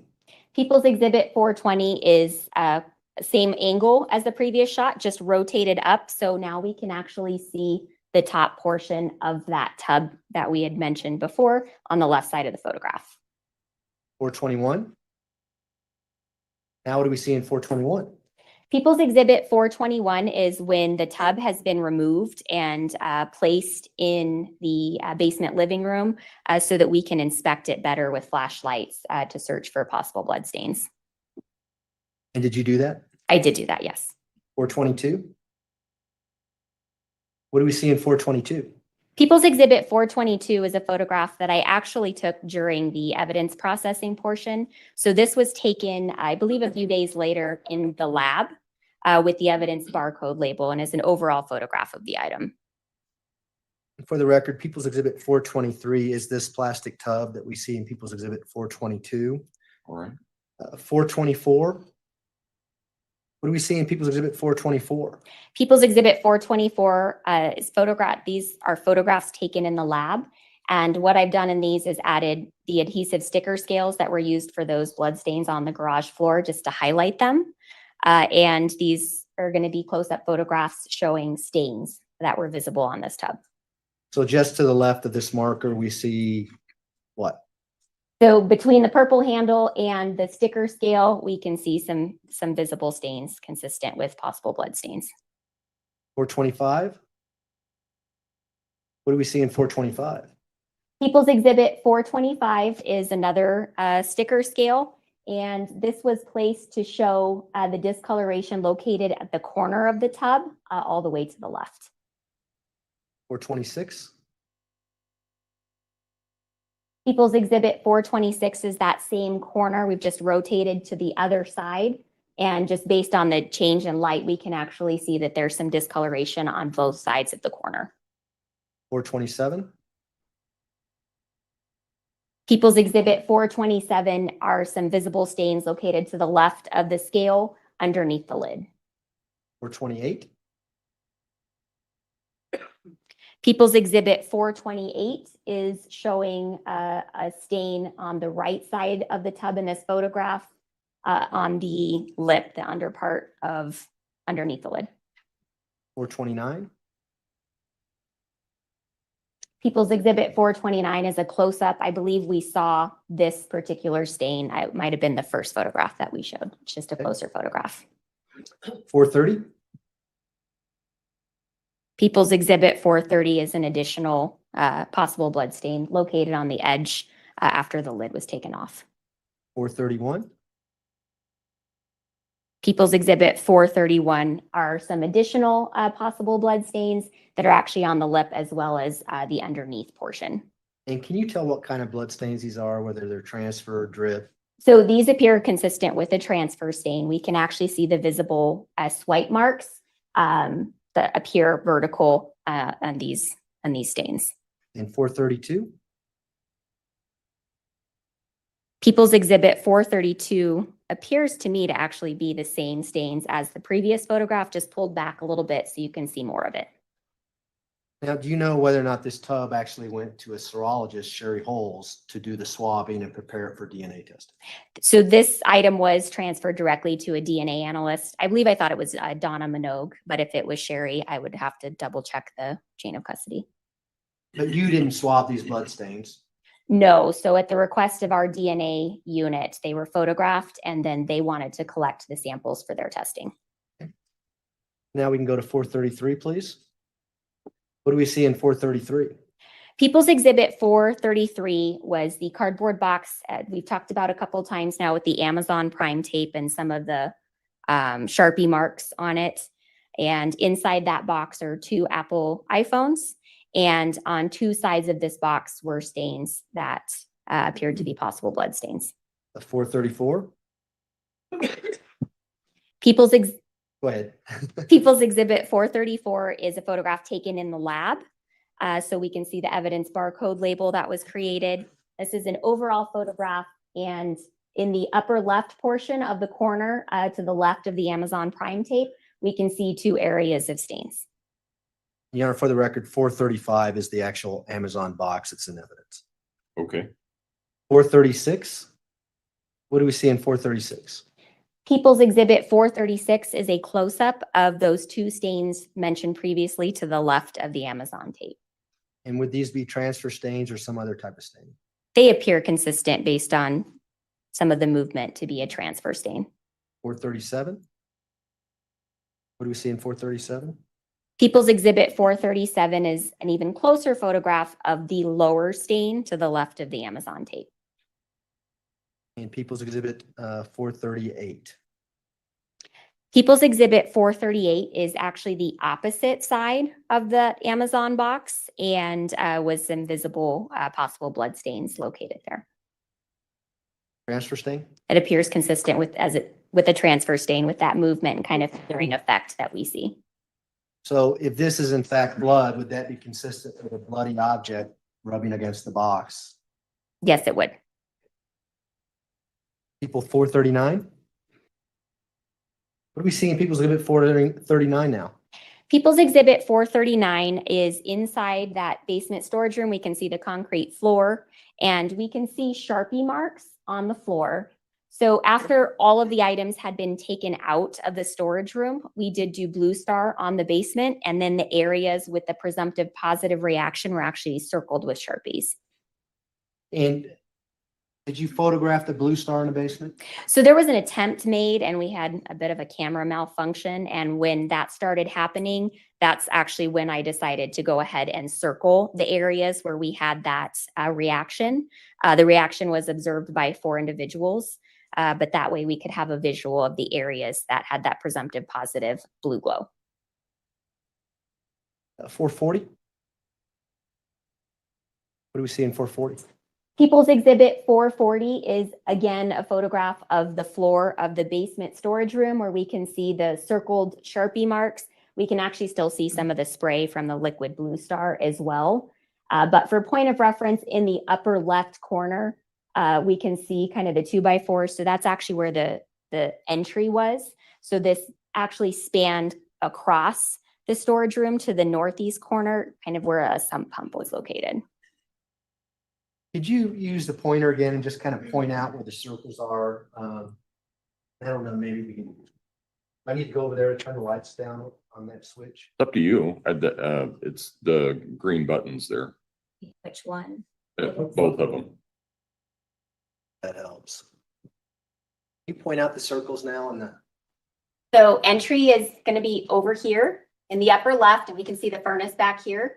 So we have areas circled here spanning across the entire photograph all the way over to the lower right corner of the photograph. now, does that go towards where we saw that clear tub that you collected with the purple handles on January 29th, 2020? From what I recall, it spanned again to the northeast corner, which is kind of toward the corner for reference where the red suitcase and that large carpet roll was. I would have to see another photograph to remember where that tub was on that at that time. Okay. Let's go to 441, then we'll go back to that photograph, okay? What do we see in 441? People's Exhibit 441 is actually a photograph to where we're seeing the northeast corner. So we can see the sump pump back in the upper right-hand corner. And we have the same area where we can see the Sharpie circles going into that corner, and you can actually still see some of the liquid spray marks around them. We can go back to 407 now, please. And if you could find a reasonable breaking point in the next couple of minutes, please. Yep, we're going to finish up with this and Thought that was it.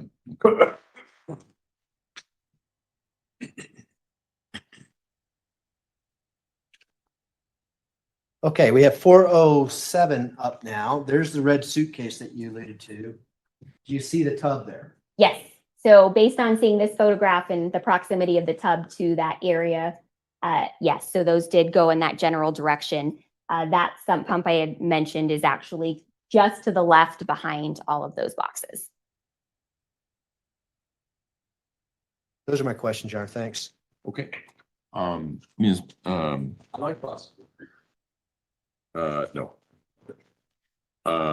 Ms. Bell, I'm going to have you step down.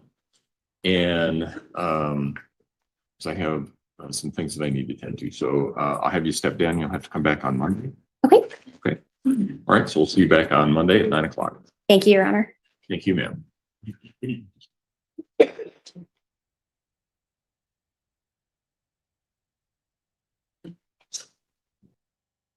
Do you mind if I go slip those like that? Yes, please. I was going to ask somebody to do that.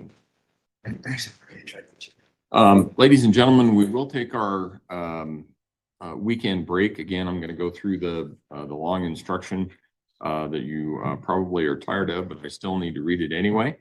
You've probably already guessed that there's been some public or media interest in this case. There could be more in the coming weeks. You must guard against that, as you will be required to decide this case based on the evidence presented and the instructions that I give to you. Again, you can tell your friends and family that you are on this jury and how long you think it will go. You can ask for their help in avoiding exposure to stories or even opinions from others regarding this case. But you cannot otherwise discuss anything about this case with anyone, and you should not listen to any opinions regarding this case from someone else. You can still blog or communicate with others, just not about this case. You can't do any blogging about your jury experience or communication with other jurors. You can still watch TV. You can still go on the internet. You still can patronize Amazon, but you just can't do anything about this case. If anything regarding this case comes through your feed, change the channel, turn the page, do not give it any attention. You are not allowed to look at, read, consult, or use any material of any kind, including any newspapers, magazines, television, and radio broadcasts, dictionaries, medical, scientific, technical, religious, or law books or materials, or the internet in connection with your jury service. I want to emphasize that you must not seek or receive any information about this case from the internet, which includes all social networking, Google, Wikipedia, blogs, and other websites. You are not allowed to do any research of any kind about this case. So I'm going to dismiss, or I'm going to send all of you, almost all of you, home right now. We have, as you know, we're referring to all of the jurors by numbers, and you guys are probably going crazy because your numbers keep changing. Every time you come back, you have a different seat number. And it's based upon where you are when you come back in that group and where you are seated. So in this case, I'm going to let everybody leave except for juror number 12, white hoodie, hoop earrings. I need her to stay for just a few minutes. Everybody else is excused. Enjoy your weekend. And juror number 12, if you can remain with us for a moment. All rise for the jury, please. And juror number 10, if you just want to let yourself out.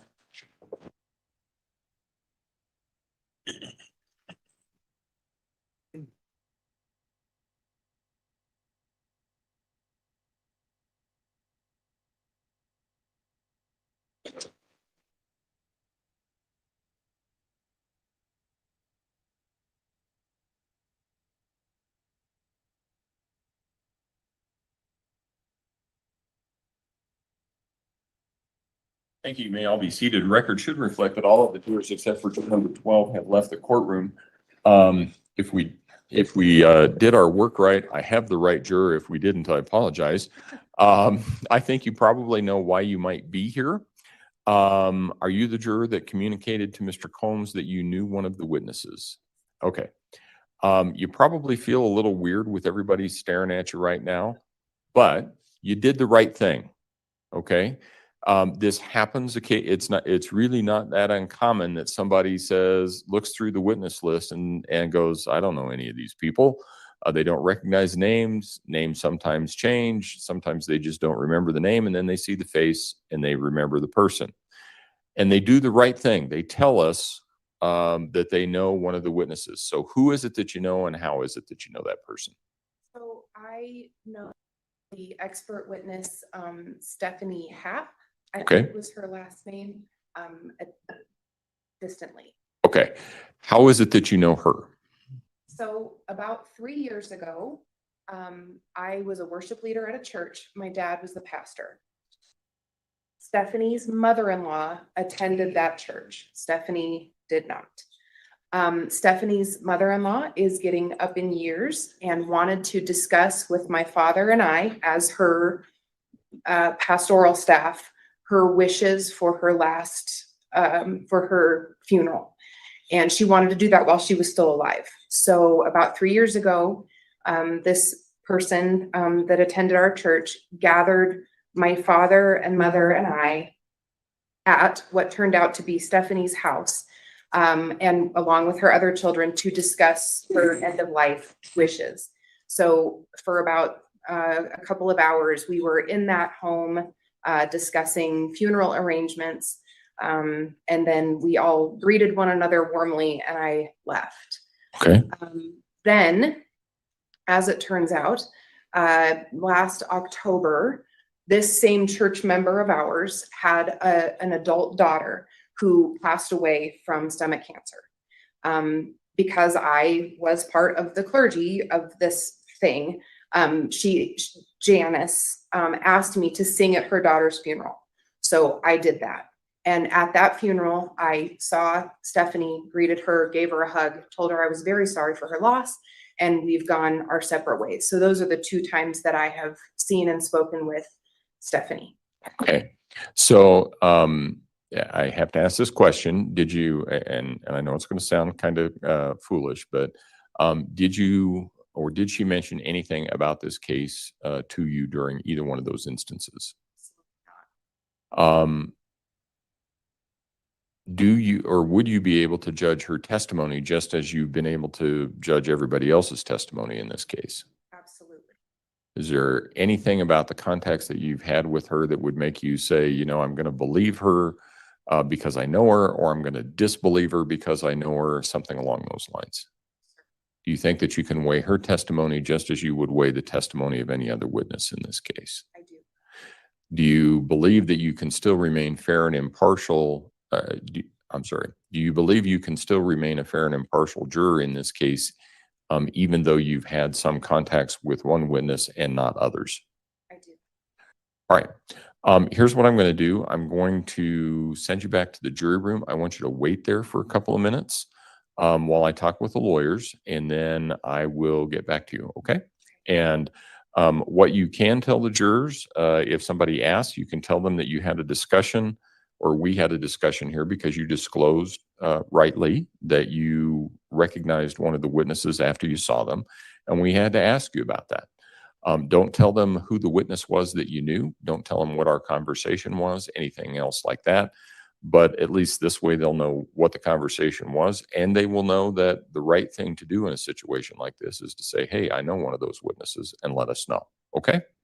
All right. All rise for juror 12, please.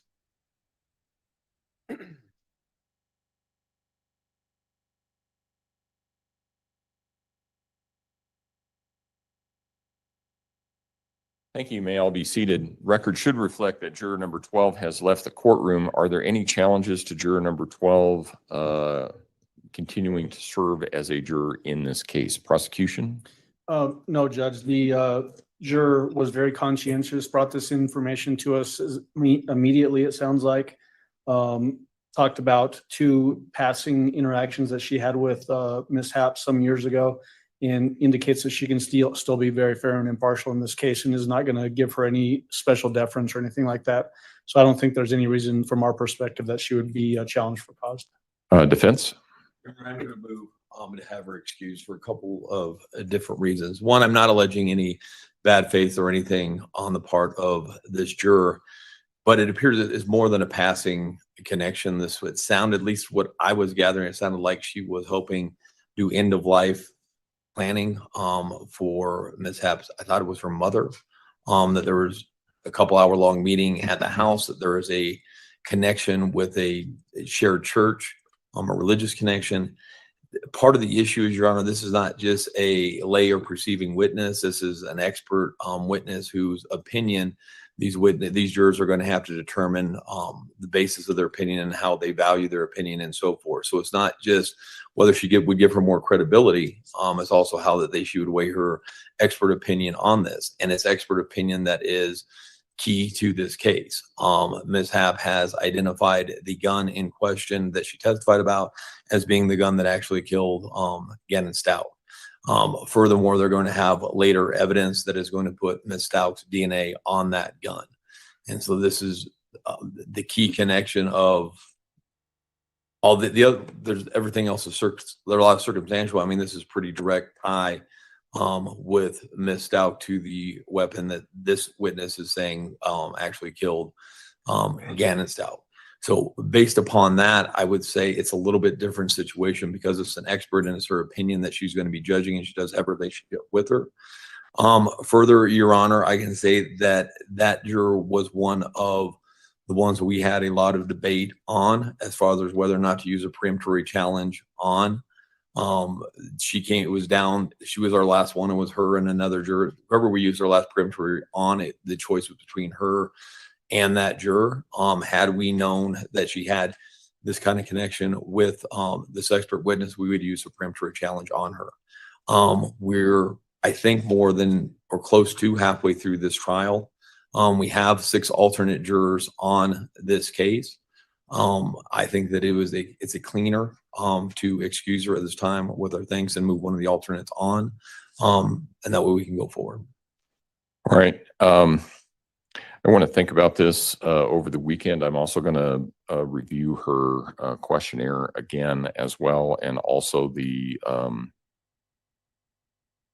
seating and strike chart to see where we were or to see how the peremptories shook out. I don't know, since she was not excused, whether that will help me a whole lot, but I want to look at 2 of those things, and then I will make a decision before we start trial on Monday.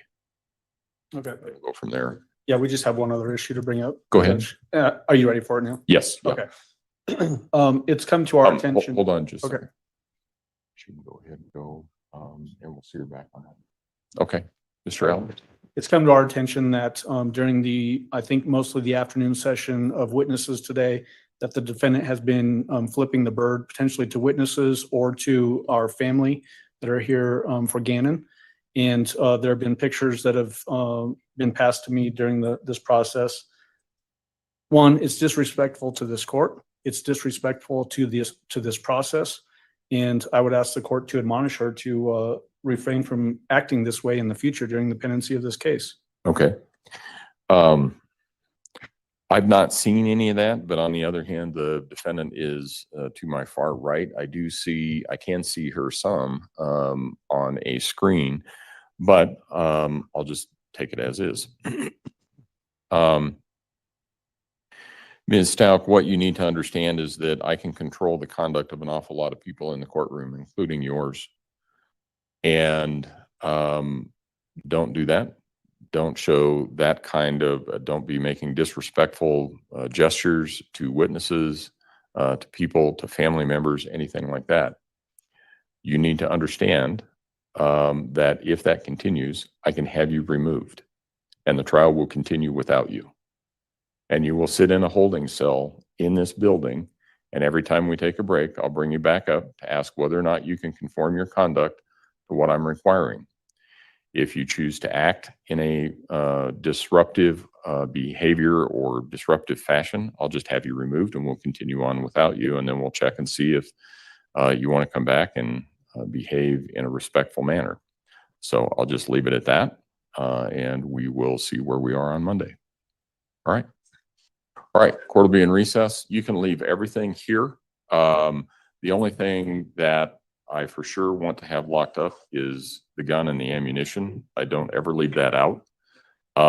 So that we need to make sure gets into a locker somewhere or into an evidence closet somewhere. Other than that, we'll see everybody 9 o'clock on Monday morning.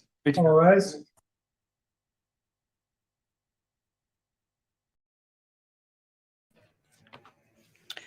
Well, way to get our blood pressure up on a Friday. Yeah, she's sitting there flipping people off. She was laughing when they first brought it up about the juror knowing one of the witnesses. She was laughing. She's so nasty. She is so nasty. Yeah, sitting there flipping off Al, flipping off Landon. Bet she wouldn't try that if Aunt Brenda was in the gallery, would she? No, she's a sicko. Yeah, let her sit in a holding cell and then she can't appreciate all the drama, all the chaos, and all the attention she's missing out on. Yeah, she's one defendant that's not going to come rolling in there with a rag on her face. That's for sure. She wants to be seen. It's disgusting. She's absolutely disgusting. All right, on the community tab, I put a members only post up. Just want to get your theories on this. Over the weekend, let's try to get together and let's do a members live and try to get through all this. I don't know what the judge is going to do about the juror, and I really don't care, but no judge wants any of their decisions overturned. So he might rule on the side of caution, if you know what I mean. We'll see what happens on Monday. And I think it'd be hilarious if he threw her out of the courtroom. I'll see you guys over the weekend. Thanks for hanging in there all week and keeping it cool. As always, you guys are the best. See ya in a little bit.